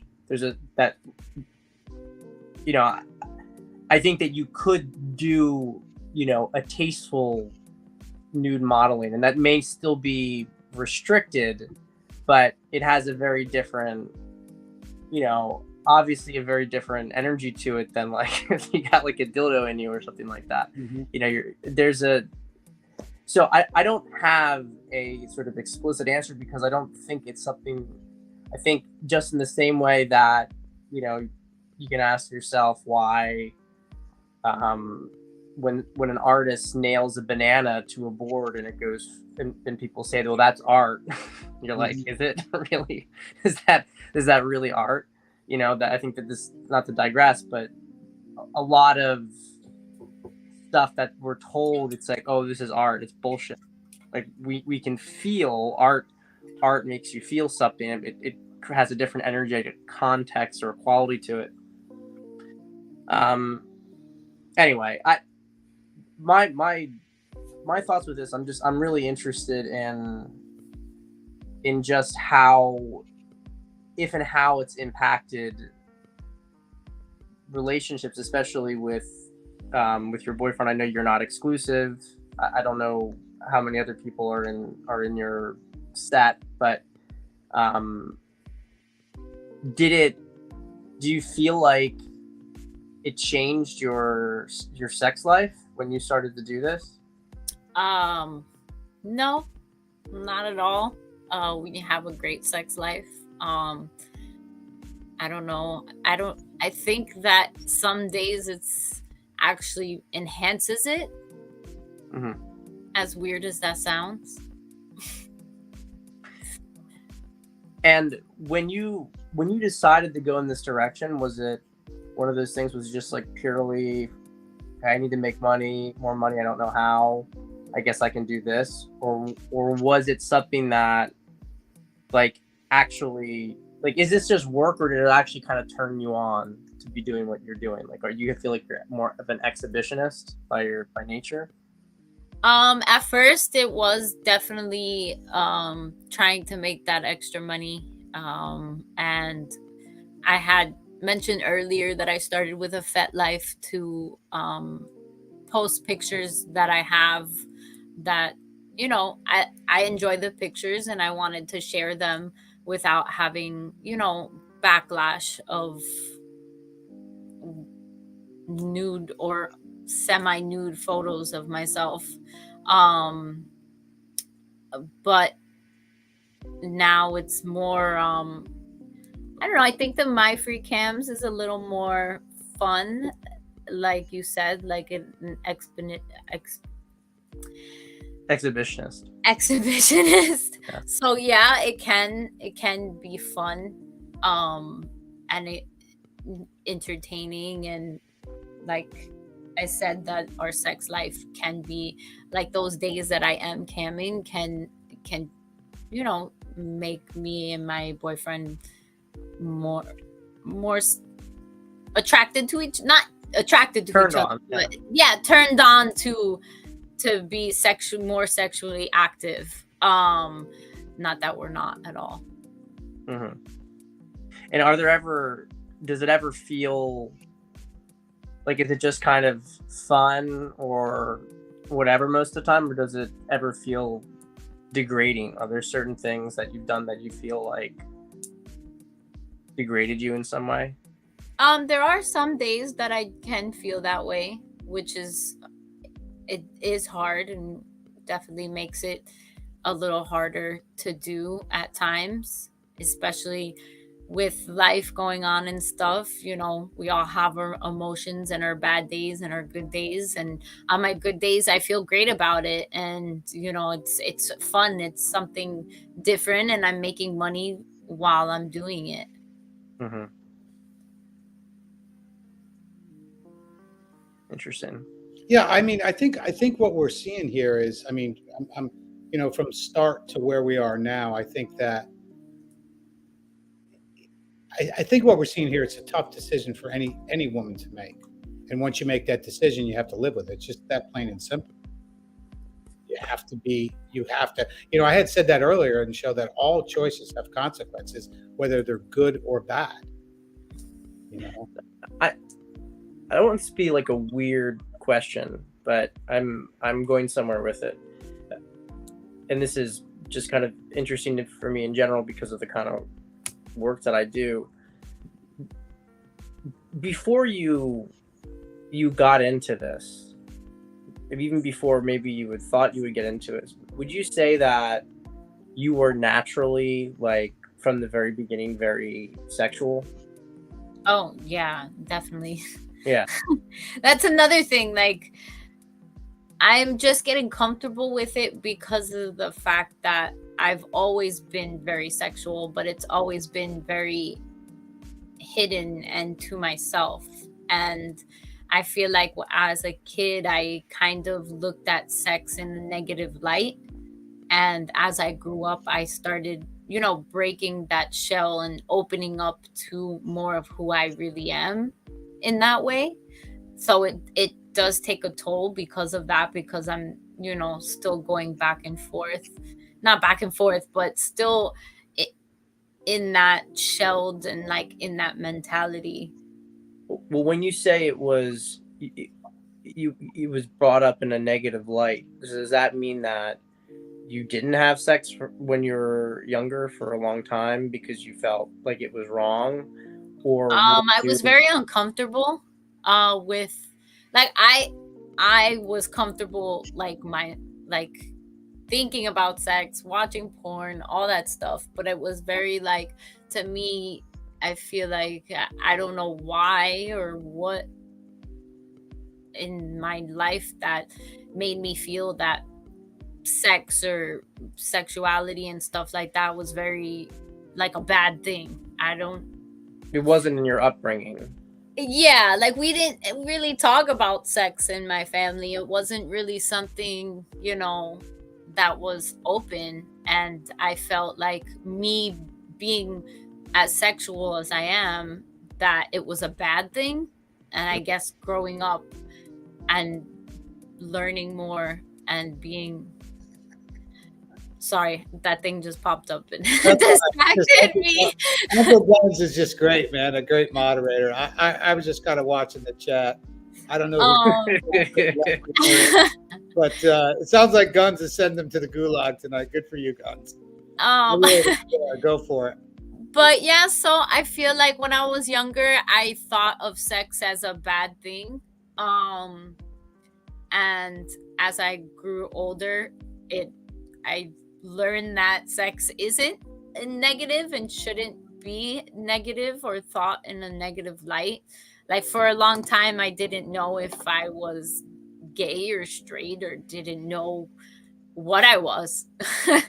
So I guess the question, I promise I'm going somewhere with it. So when did you had this sort of confusion when you were younger, but when did you become sexually active?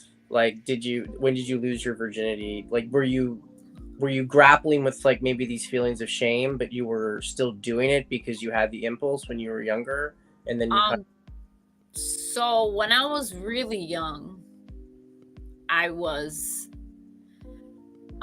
exploring things with women, with friends, which was, as the first person I ever kissed was a female, and that I did anything with. Did you initiate that, or did it just kind of happen, or was it? It just kind of happened, but like it was very hush hush, kind of like we aren't supposed to be doing this, but we're doing it, and not really talked about. Which then, you know, I guess when I was a kid, in my mentality, like I was like, this is bad, like this is not a good thing, like I'm not supposed to be doing that. And then as I grew older, you know, everyone, boy likes girl, girl likes boy. It wasn't really a lot of, you know, if you were gay or bi or bisexual and stuff. I don't know, I guess it wasn't something spoken about in my upbringing. So for me, it was very confusing. And, you know, I always, you know, I would check out girls and feel like, oh, I'm not supposed to be doing that. Like, I'm a female. I'm supposed to be looking at men. I'm supposed to be attracted to men, you know? So you were very exploratory, but I mean, it sounds like you did, like you weren't, like you had sex with people fairly young. And yeah. Okay. The reason I'm asking all the questions is because I think I wonder about the sort of disposition that certain people just have to go into, you know, this kind of profession. I feel like it's innate. Like because when I work with guys, and I'm not saying this was you exactly, right? But a lot of guys who even maybe struggled with women, let's say, they didn't really know what they were doing, but there was always a girl or a couple of girls in grade were like they were down, you know, like they were down to do stuff with him, and then they maybe have a crush on a different guy, or they want to explore something else. But the point is that there's a certain percentage, maybe somewhere between like 5 to 10% of girls who really just were always more sexually open and more. And so I wonder for yourself, I mean, obviously your friends are going to be people who are generally more accepting and in this area, but did you feel like you were different from a lot of other women? Yeah, a lot of times. Yeah. Growing up, definitely different. I mean, I remember when I lost my virginity, in high school, you're just like, oh, I'm gonna date a guy and we're gonna last a year and then I'm gonna give it up to him and we're gonna lose our virginity in this big special way and it's gonna be so amazing.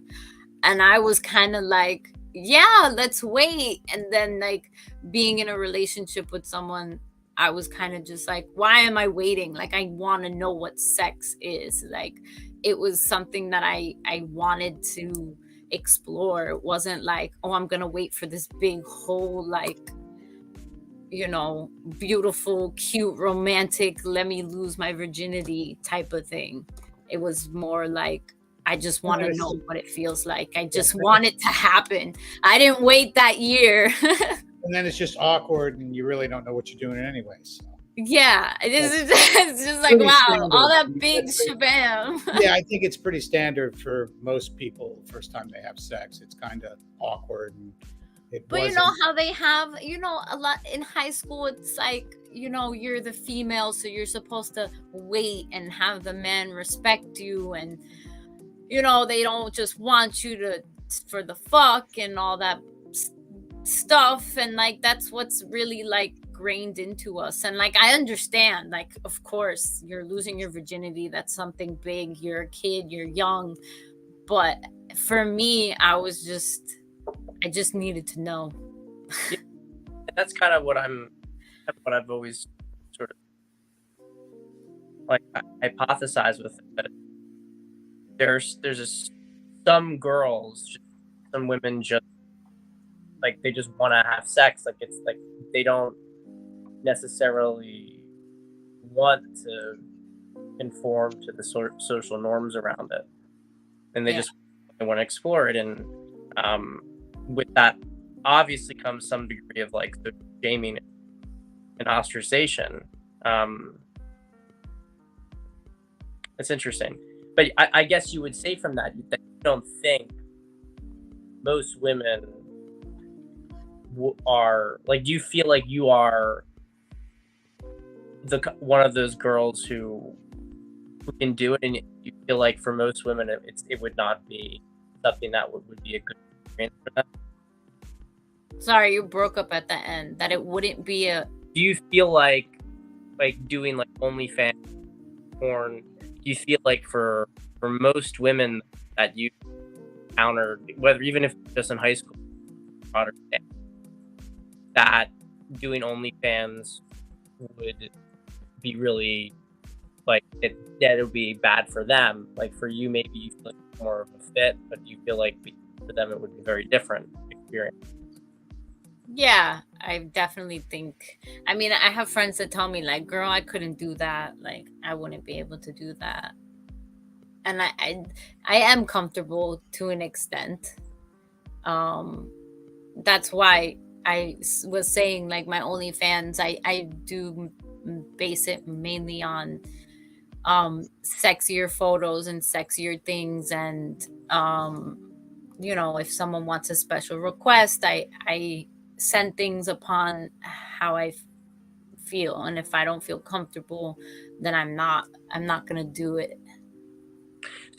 So Mika, I want to kind of direct this to you. What I'm getting from this, and I've been thinking about this for a while. I just really so that you kind of hear it from her, but that you really have always, almost consistently throughout history, like 5 to 10% of women who are. Sorry, you're breaking. Sorry, is this better? I think so. Okay, I don't have my headphones or anything. I'm just like. Okay. Me neither. We're all struggling today. That throughout history, that there's always been this like 5 to 10% of women who are just innately, dispositionally, they want to have sex, they want to be promiscuous, and they tend to find themselves in these kind of professions as a result of it. And so I guess the question with this is, wait, you're prefacing a bunch of statistics and information that are not valid and are not true. 5 to 10% of women are horny. I think that if you look, I mean, from my experience, just I know those stats are. I've read those stats. There's new reports out. That was a huge misconception to make women seem like they didn't have the sexual appetite that men do.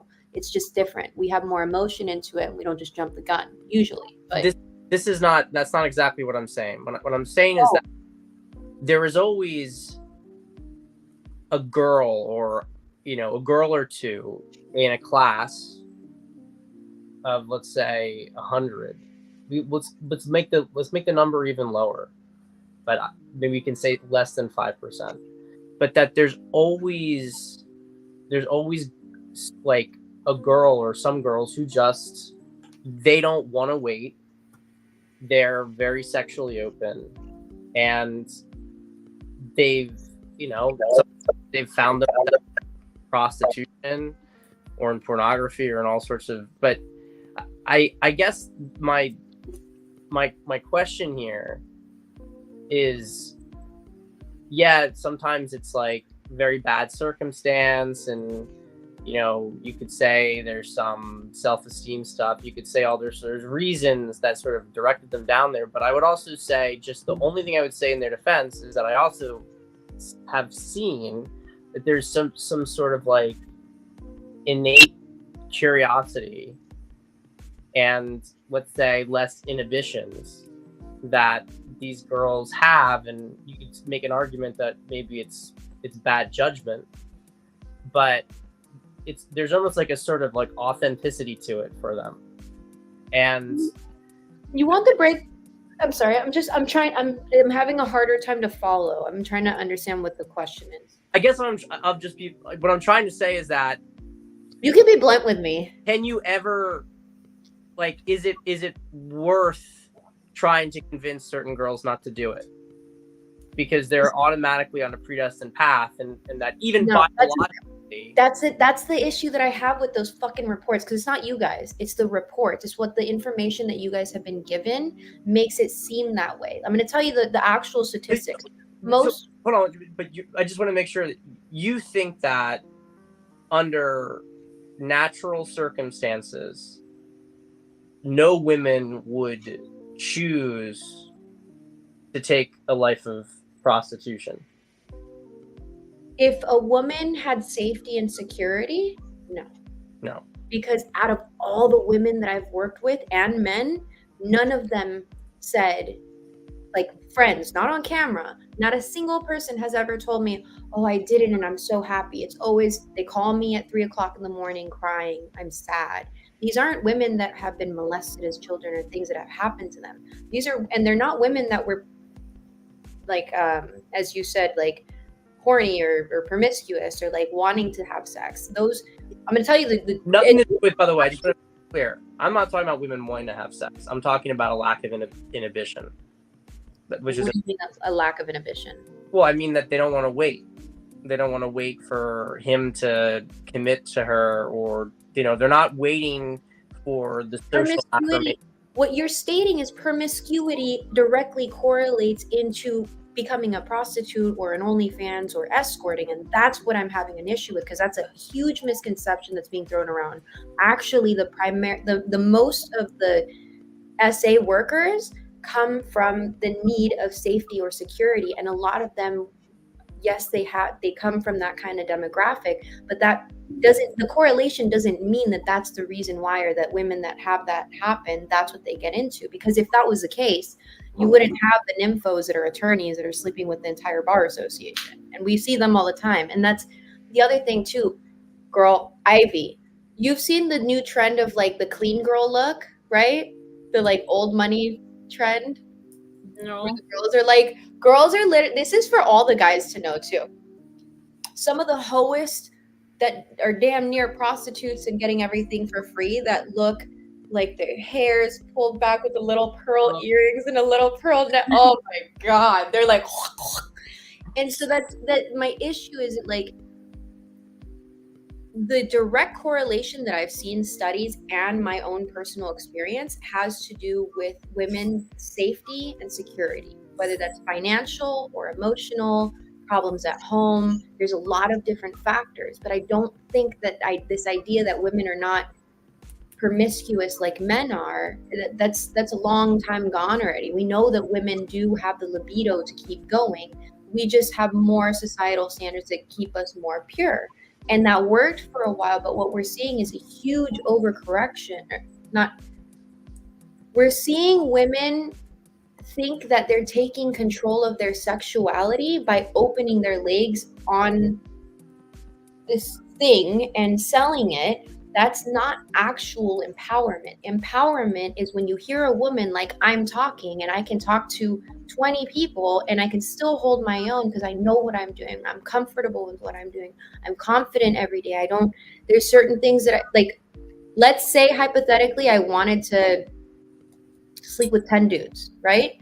There are women that will be happy doing that and then go to her 9 to 5 and not tell a single soul. So is your, just to make sure I understand, is your contention that the big degrading variable is the exchange of money? No, you're condensing it to the exchange of money. I condensed it to safety and security. But you're saying that if a woman has a job, then she might go out and go and be promiscuous, and that doesn't make it. I'm not saying that she has a job. I'm trying my best to follow you, but I'm saying that if the first statement that you were making it about was a woman's sexuality, whether she was promiscuous or not. What I'm saying is that that's a misconception that many women are promiscuous that do not end up on OnlyFans or escorting or any of these SA attributes. What I am saying is that there are also women that are really horny and sleep with half of a football team and only have a 9 to 5, or they're an attorney or they're a doctor, but they're promiscuous, but they're not going on OnlyFans. So I guess my point here is that, are they not going because they're an attorney or a doctor and they don't have, is it? And security. She has safety and security. She doesn't need to do OnlyFans, and it doesn't empower her. Well, read Pat's newest email. That's all I got to say, because this. I know, but Pat, you understand what I'm saying, right? Because it's imagine all men thinking that women don't have promiscuity, that we're not horny, that we're not like, oh my God, gag me, right? Because it's a really bold statement. That's the only reason I had a harp with it. It's not exactly, I apologize if I'm not being clear about it. It's not, the point is not for me so much about because promiscuity to a large extent is influenced by social acceptance of it. That 50 years ago, you wouldn't have most of the women, you have the bell curve. You have some women who are very prude by disposition, and they're still prude even in the society. And then you have ones who are sort of more, not. And they've always been, and I guess my point is that they've always been there. And I think that there's something very innate to those women that in any other era, most of them would have fallen into a similar kind of profession. It's more the middle where we have this gray area. And I agree, a lot of those women maybe are promiscuous or they sleep around because they can socially, but I that's sort of what I've been trying to dig at, with Ivy, because I've seen some women, and it's not obviously a guarantee, but you can see that this is a woman who would probably be comfortable to a certain extent doing porn, because she has there are elements of, well, okay, she can get money for it. She's doing it out of desperation. But I also think that it goes the other direction too, which is that, well, I like this. I really like sex. I'm really open and I like to explore. And so why shouldn't I make money off of it if I like it? There's that girl. That's Ella, right? I don't know. You're hitting the nail on the fucking coffin, because my issue when Ivy talked about it, she said, we're in a recession. It's practical. I can understand that. And I've done all of the research on this. OnlyFans opened up right at the pandemic crisis. It was a perfect opportunity. A lot of people were in an economical crisis. But what happened afterwards and during the time is that we normalized it. That gray area that you're talking about is what I have an issue with. Ivy, I don't have an issue with. But there is some women that are just fine with it and can move. I'm a woman and I'm trying to, I don't know how to plead with you guys. No, I don't know. I nobody's got to plead with anybody. We're having a conversation. But I do, because it's everywhere. It's not here. It's everywhere. Yeah, what I'm saying is there are some women that are just okay with it. Yeah, but the amount of women that are okay with it is, like Pat said, 1 out of 100. It's not the amount of women that are actually doing OnlyFans. And I'm a woman. I'm not, my name in this, or my whatever in this isn't, oh, bad OnlyFans. Like, honestly, my only couple of girlfriends that I left LA with, one of them is an escort. And it's the only good friend I had in LA. Like, it's weird to say. So it's not in condemning, but there is this is atrocious what is happening to my sisters. I am a vagina. I know what it's like to sell a piece of myself and be devastated about it.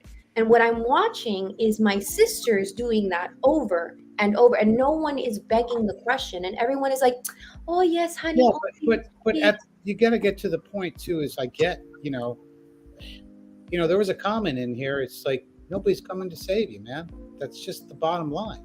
But nobody comes to save the guys either, and you don't see every guy opening his butthole. What do you mean? That's what this whole thing is about. Like, that's what the manosphere is about. Is talking about. Again, this really wasn't supposed to be a manosphere content tonight. But no, but it is. It really wasn't. What I'm saying is that anybody that wants to save themselves is going to look for that help. Period. That's what I found out. Yeah, I've got a friend who's going through some rough shit right now. And I had a buddy call me yesterday. I sat on the back of my truck at Lowe's and talked to him. And I said, the bottom line is, and he's going through a rough time. And I'm not saying, Ivy, you're going through a rough time. This is no correlation to you. But I told him he hasn't hit bottom yet. When he hits bottom, he'll reach out. Let me explain it in a different way that doesn't have, people handle things different ways. Like your friends that you have over there doing, I know you're from like LA or wherever and out there in California. Man, a lot of that's different. Like you get places like LA and Miami. I've been to Miami many times. These are not, Miami is not Florida. It's not Florida. I don't know what it is. The women, I've heard some weird stat that like 1/3 of the women, I don't know if it's under 40, have an OnlyFans. And I feel like there must be some data garbling there, because there is, I'm sure, but it's pretty prevalent. Like Tony's right. Like it's in metropolitan, and I say this, in metropolitan areas, it is extremely prevalent. It's extremely, but okay, so let me say this in a way that maybe people will understand that it's not about the OnlyFans. It's about the lie that women have been told. And it's on all accounts. It's not just what we've been told in regards to men. It's like me and my experience with filler. When I got it, doctors said you're going to have to come in every couple of years to get it refilled. It gets dissolved naturally, that you will have no issues. It's completely FDA approved and all these things. No complications, blah, blah, blah, blah. Turns out it doesn't get fully, Ivy's already smiling. That doesn't sound right. I was raised the complete opposite. So I'm like, this is only every doctor. OnlyFans, and this is new. It took a medical doctor doing MRI scans on women to prove to the medical profession that it doesn't dissolve. And so you have someone like me that half my face was pulling and I didn't know. And so my spine was actually being pulled down. My entire body was being pulled down. And it comes from the fact that older women influence us and say, it's okay, it's not a problem. The doctors say, it's okay, it's not a problem. OnlyFans, it's okay, it's not a problem. I'm left to deal with my repercussions of my decisions, and it was pretty bad. So my talking this way and asking these questions and being this blunt is because it's the same thing with OnlyFans. I see a pattern of women being lied to in multiple different ways, where we do. When I got my filler, people asked all the time, I'm like, I genuinely didn't think I was attractive, and I thought it made me look more attractive. So I got it, and it nearly killed me. So it's, do you see it? It's the same thing with the OnlyFans. It's like, oh, it's okay. But then no one's dealing with those repercussions until way later. So it's, and the women, this is the worst. The best part is the kicker. The women, when I talk to women like you, Ivy, they don't have an issue with me. It's everybody else that's having an issue, because the women that are actually doing it come back to me later and say, thank you for actually asking me that question. Thank you for telling me this. I have 3 girls in LA right now telling me, thank you for having me think about these things, because now I'm trying to figure out, what am I going to do? How am I going to find a husband? How am I going to find a partner? How am I going to have children? So it's we've hurt each other. Yeah. Hopefully that gives a better picture, because it's like, I don't want to hurt anyone. I like everyone. I hate that we're hurting ourselves, and that I hurt myself. And I say that because how many women does everybody ask, why did you get filler? Oh, I'm just confident. It's just, no, I thought it was ugly. I mean, I think the simple question is if Ivy's okay doing what she's doing, then so be it. If she is, absolutely. But I know, as a woman talking to this many women, and we're texting, I know what's actually happening, and I'm not going to shut up, and I will continue having. I can tell you that. You know, I've seen your content. Obviously, I know you. Your world is vastly different than a lot of worlds that I see. Yeah, but OnlyFans is OnlyFans. But what I'm saying is you're seeing your world in LA, California, now Miami. These are 2 drastically different areas than the whole rest of the world. They really, really are. Right. My issue is that they're influencing the girls in Oregon and in Arkansas and in Ohio. That's like, I guess what I come back to with this is that we can say, okay, well, the economy is crappy, and now you have a platform where you can, you know, essentially democratize selling sex, right? So women are able to get more money from it. It's safer.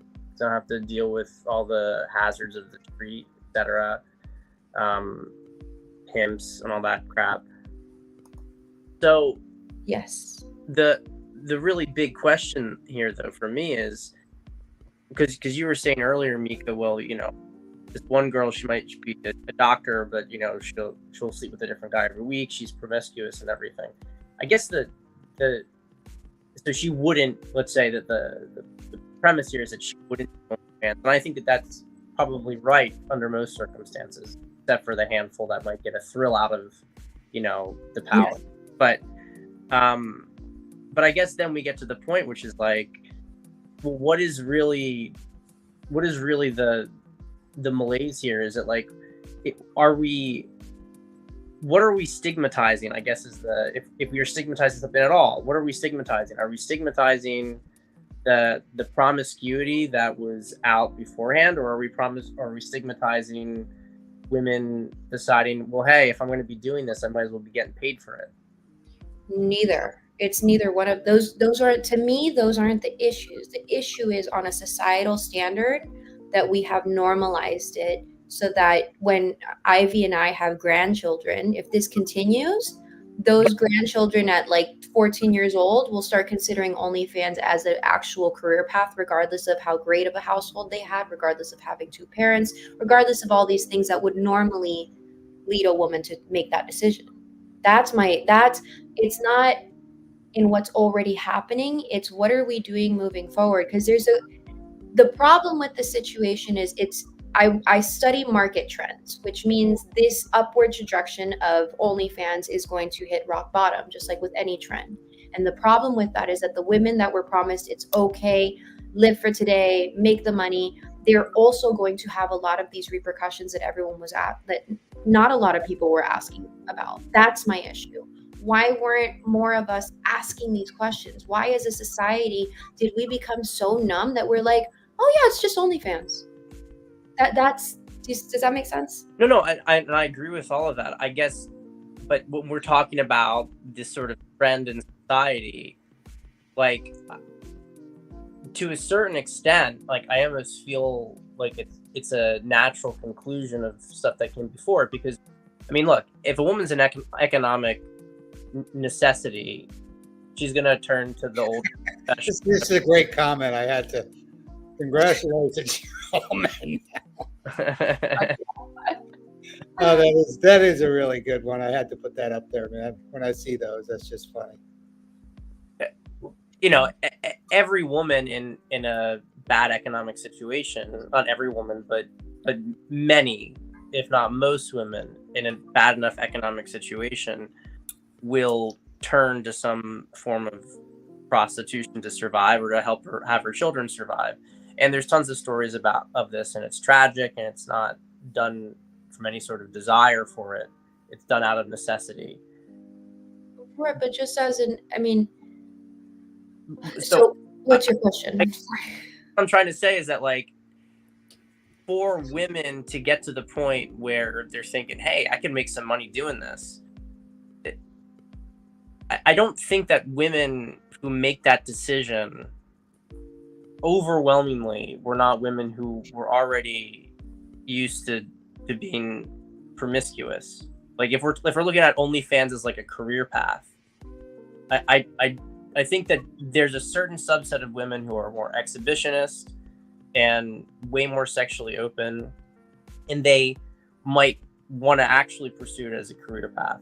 But that if we're talking about like your average girl thinking of doing it, she's going to only come to the conclusion of that this is even an acceptable concept because she's been sleeping around a ton beforehand. She's like, well, I just slept with 20 guys this year. You mean I can get? It's just like de Blasio eating that burger. If I get vaccinated, I can eat this delicious burger. Some sort of like. Right, but that has always been there for them. That has always been there, and porn has also been there for a long time. So, I think what we're saying though is that, like, prostitution's always been there, but has women being promiscuous, not being horny, right? Being promiscuous, has that always been there? And that hasn't been. I guess it has. The difference is that women thought twice about it. I'm telling you, because I'm from this era. It's when OnlyFans was introduced, if a woman were to say, I'm going to start doing adult content or anything even remotely close to that, Ivy, we're around the same age. You'll remember this. Prior to OnlyFans, if a woman were to, even the way that we dress significantly changed in the last 10 years. You wouldn't be caught wearing like something like a crop top this high. Now it's normalized. You don't see women not wearing as many crop tops. It's the same thing with OnlyFans. Those issues and social and economic issues that you're talking about have always been there since the dawn of time. The difference is how women, to me, it's not the men, it's the women. The women were the ones that normalized this behavior. The women were the ones that welcomed this behavior. The women were the ones that told me and Ivy, yeah, it's no big deal. Don't worry about it. Do what you got to do, baby. And that's what guys don't understand, because you're not a woman and you've never had that position. I'm telling you, it's the women that have started these conversations that made it safe for other women. That wasn't here when those social and economical issues were happening. The reality is it's the men who let them do it. Yes. Not you. Yes. It's their fathers, parents. Yeah, but I will really side with Mika on this, that I think that the sexes fundamentally police themselves. Some guy, seduces your daughter and, sleeps with her. Like, it's her brother, your daughter's brothers, it's you, who are the ones who are going to deal with that guy. Meanwhile, it's usually the mother who's dealing with the girl.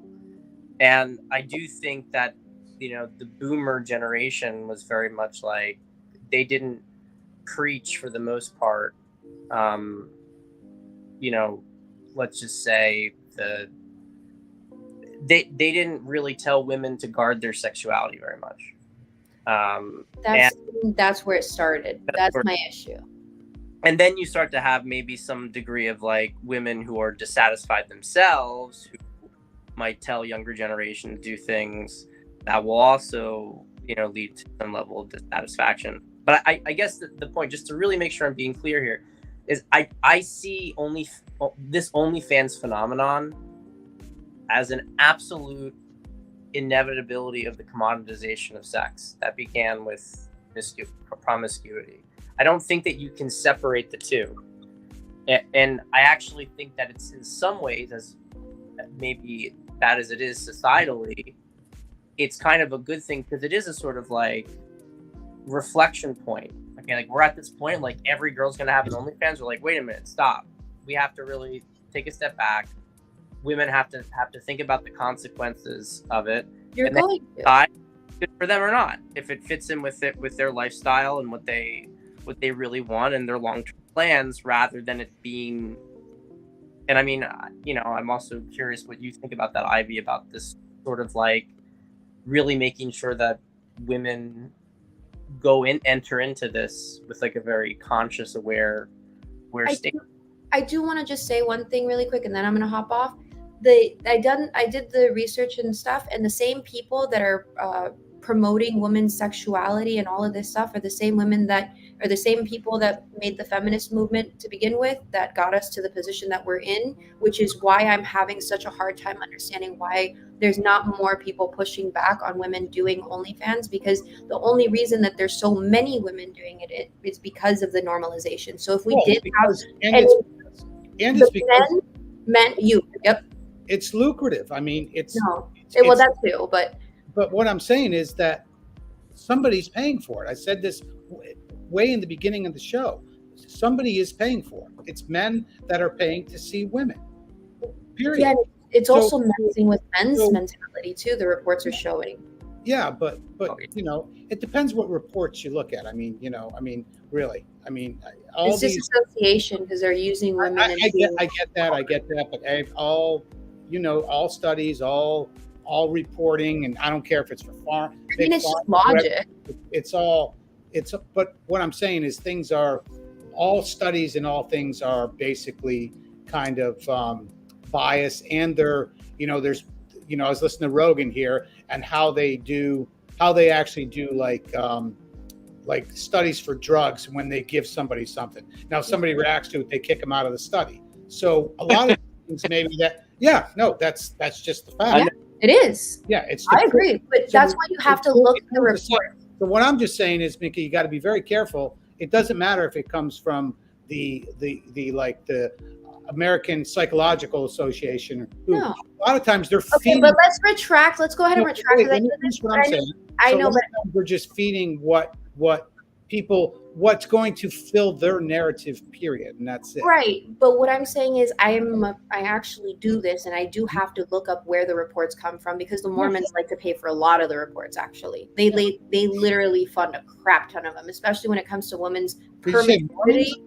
Mormons, the report that you were talking about, where we're talking about women's promiscuity only accounting for 5 to 10%, the Mormons paid for that one. That's why I have a pushback for it, because it has an agenda, just like you're talking about. The research that I've done has deduced it to the implementation on both sides are victims. When we had the all this stuff going into the, not just Roe versus Wade, but also the help me out here, guys, welfare, right?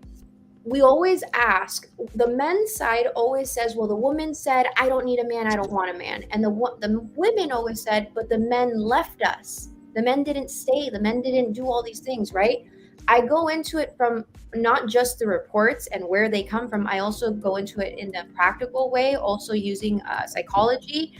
Women, when they had because they didn't have the rights, and when they were able to have money that they didn't have to work for, it's like a sense of power, right?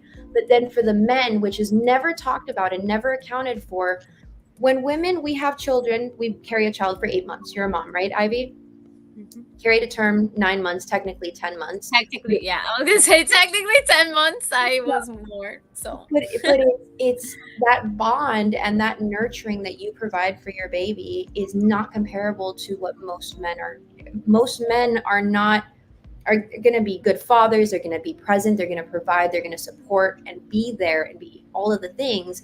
But when a baby is crying at 3 a.m, it's going to probably shut up better with the mom than it would with the dad. And so we never look at it from this angle of when a father is faced with the decision, or with the mother saying, I don't want you, I don't need you, courts are against him, all of these different things. We never talk about what the man is psychologically thinking for women to really grasp that, which is, I would never be capable of taking care of this child the way she can. And to get into the mind of a man and a woman, when you look at the unaliving rate and how they think about it individually, women contemplate it 3 times more, but don't execute the plan because they think, what will they do without me? Men actually go through with it 3 times more than women do because they think in their minds, they'll be better without me, I'll be in the way. And it's that same mentality when men are giving up their position in the fatherless households. So if you understand all of that happening in the 1950s during the sexual revolution and all of this other crap, and you see how it skyrocketed, and you see men and women blaming each other, I don't see where men and women are each to blame. Even this OnlyFans situation happened from that sexual revolution that happened from having fathers out of the household. Because if we had fathers in the household during that time, we probably wouldn't have had as much of the sexual revolution.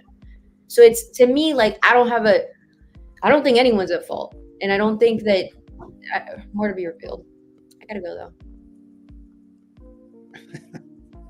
It was great to get me. I get all like, what did the MGTOW say? They're like, you're like a chicken, like, well, it was really nice to meet you, Ivy and Tony. You too. This is cool shit. Well, thanks for coming on. I appreciate your input as usual. Absolutely.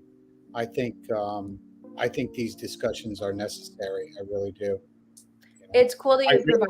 Really appreciate Ivy coming on and being frank with us and being honest with us. Yeah, maybe, you might have picked up a couple inconsistencies in your mind, and that's great. And I'm not saying that you were right, you were wrong. I felt she was being honest with us the whole time. I felt when I asked her a question, she would just answer it. And that was the whole point of tonight, was to talk with her about her. There is one thing I don't want to do is judge her at all for what she does. She does what she does, and that's fine. I'm happy that she came on here to talk with us. She didn't have to do that. Yeah. We've been chatting over the past couple weeks, and it's funny because we had a couple chats. I think one lasted like 40 minutes. I'm like, this could have been a great podcast. It's me and her talking. Aww. But that's, you know what I mean? I found that she was open and willing to talk about this. I'm not here to bring any judgment on her, on you, on anybody. But I think that if we don't have these open conversations, what's the point of anything? I mean, I don't do this to make money. I do this to enjoy these conversations, period. Yeah. Facilitate a conversation that hopefully, the people watching enjoy also. There's a lot of people out there, you guys, 4 people on this panel probably know this. Ivy, this is her first time on a panel discussion, and it's about her, which is really cool. But there's a lot of people that are like in these chats and stuff like that have never, ever experienced this type of conversation. It's different when you're in that chat box right now than it is to be sitting here on this panel, showing your face and talking about things. No, and I also just want to say, like, how much I really appreciate Ivy coming on and speaking, because generally, if you have a conversation like this, it's just some sort of pageantry where you have, like, it's like that show, whatever, which I'm not totally against it, but I don't watch it. It's all just like, let's bring on some like really basic girl who's gonna justify everything and scream about it, and then they get judged, and it just goes back and forth, and it just everybody's just talking past each other. So I really appreciate you coming on and being just so candid and calm. And I know it's not it's not easy because even some of the questions sometimes just, you know, not even with any intent behind it, can kind of, you know, come across maybe even in a judgy way. There is one last thing I want to ask before I have to also jump off myself. But yeah, we're all gonna. I'll tell you what. Let's finish up with your last question, and I'll end the stream. But go Okay. ahead. If everybody wants to hang for a second, we'll chat backstage. But yeah, go ahead. You've had a look into men that most women really don't have the chance to. Mm-hmm. I think that there's something that's very interesting about your profession, where you see almost like the male shadow, this sort of like hidden side of men. I think that even a lot of guys, if they're in relationships, don't show to their own girlfriend. And so I'm just curious, what have you noticed? What have you learned about men since you've done this? Dude, I love that question, Ivy. That's a great question. Yeah. I like that. That there are a lot of men out there that are more interested in like speaking to a person and not just a porn star. And there's a lot of men out there that are interested in getting to know the person on the cam or anything like that. And it's not only about watching a girl being naked online. And also there are the other side where that's a lot of fetishes and a lot of guys that are just looking for a quick session. And you know, it's just, there's a lot of different things out there. But definitely I found that more and more, I think because of how big OnlyFans has gotten, that there is a lot more men out there that are looking for more of an intimate discussion or an intimate person, and not just be someone that's scamming them or just trying to make a quick buck.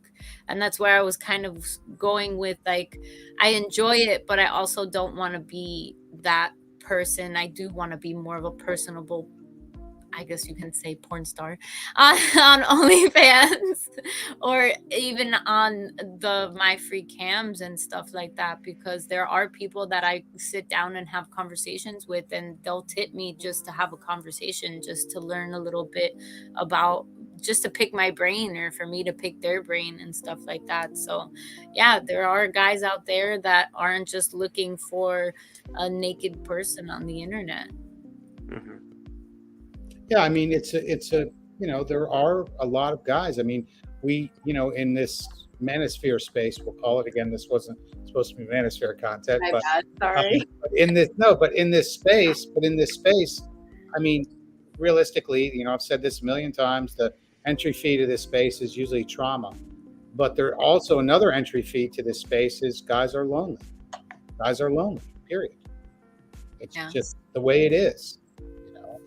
And those are the guys that I think that maybe, you know, in a strange way, maybe you talking to that guy might have helped him. He had an interaction. That would be nice. I would feel good about that. He had an interaction with a woman maybe he would normally would never have had. I mean, and it might have cost him a few bucks, but you know what? He might have gone to work that day and said, wow, I talked to a pretty woman today, period. Yeah. And sometimes maybe that's all a guy needs, you know, as simple as it is, you know. I'm just, you know. No, I mean, because there's stats on that too, and you're right. Mm-hmm. It's, I think everyone here, I think it's like an unspoken thing at this point, that it's not like the happy guys that are spending the money doing this, and they need care too. Yeah. Right, and I think that is a role that people in your profession, Ivy, have played for a long time, and I don't think that it's ever really appreciated. You know, I don't. Actually... I mean, you look at, like, you know, I'm not comparing you to a prostitute or anything, Ivy. I don't want you to think that, but you how many times have you heard the stories where the congressman or the senator will tell all his dark secrets to the girl? Yeah. I mean, you've heard that a million times. Yeah. You know, and I mean, what's that one guy in California where, what is it, the Chinese lady, was sleeping with half the guys in the, and just like, they're just like, bah. The one guy, what was it? Was it BlackRock? She just like, you know what I'm talking about, Pat? I think you do. Yeah. Where he just told her everything. He ran the company, blah, blah, blah. And she got all the info she needed, but I think, and I'm using this term in archetypal terms, but I think men often only feel like they can be themselves around the whore, and that's the thing. So it's like they want to marry the Madonna, but then they feel like they can't be themselves around it. And one of the things that I always talk about with clients is dealing with this sort of like, it's a dissonance, essentially, that they can't bring that, they have to compartmentalize, and they can't bring that out of an individual woman. And I think women themselves also, and this is related to the email, right, that Tony was referencing, but yeah, absolutely. Women themselves, I think, also often struggle with their own identity in this archetypal dynamic. But we're at the end of the stream. I don't want to belabor conversation. This is really, really interesting to me. Ivy, Mika, I just really appreciate the conversation. Me too. I did want to just say one thing to correct it. When I was saying like there's inconsistencies, I did not mean to be disrespectful. Inconsistencies sometimes come from our subconscious just letting shit out. And so I was trying to catch them for you, Ivy, and I didn't mean to make it seem like I'm catching you in a lie, because a lot of people do that in these spaces and you're a liar. And I'm like, oh my God. So I didn't be clarified. I'm not calling you that. I'm sorry. It's more that I was very nervous, and just, questions definitely threw me off. Sorry. No, it's okay. I appreciate it, actually. But yeah, I told you. Well, maybe sometime you could come on Mika's stream sometime and chat. No, it's fascinating, guys. I've never had a woman that said, I don't want to talk about this. How dare you ask me these questions? How are you talking? Every single woman I've ever talked to, it's weird. That's why I'm thinking like the women they were like me, where everyone's like, yeah, it's fine. And it's like when you have someone that cares, it's nice. Fang. Yep, that's right. Yep, that's it. Say bang. That's fine. I think someone said, who was the hot guy in the bottom right in the chat? That's so funny. All right, well, let's wrap it up tonight. I want to thank Pat for coming on. If you want to hang backstage here for a few minutes, Pat, and then Anna, Minka, thank you for coming on. Appreciate it. Always welcome. You know that.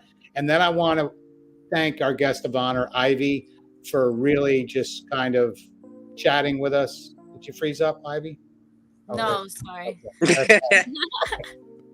But I want to thank you for coming on and talking with us tonight. I hope maybe people got a little insight on what you do and why you do it. Again, I'm not here to judge you. I'm here to talk with you. And, that's what this kind of my reality check Thursday night has been about for a long time. I've had great conversations with Pat, a lot of other people.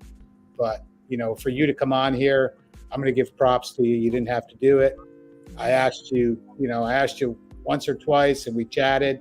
Then we had a conversation. You felt comfortable. And I'm glad you spent time with us tonight. I'm glad you got to know a few of my people here for sure. Yeah, and I appreciate you having me on here. It was definitely an experience, and I've definitely been enjoying these new experiences in my life. Well, good. Appreciate everybody that came on. We're going to end this broadcast. Everybody in the chat, man. Appreciate everybody hanging in there. A lot of people have been here the whole time. Just give a few shout outs. Jay Wall, Cougs Johnson. Cougs Johnson, I just love that name, man. It's funny. Hey, Coog said that he's trying to tip Ivy. I'm going to hold you to it, sir. So you got my links.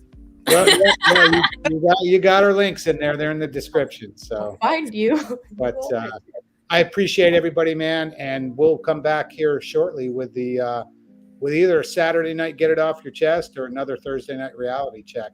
Appreciate everybody from 21. Again, I'm Tony Bruno. I want to congratulate Anthony Johnson on the new baby, him and Alyssa. Charlotte Dream Johnson. Again, congratulations, Anthony, and the best to you guys, and many more kids to you, I hope.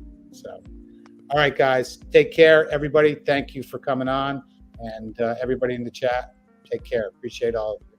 Cheers.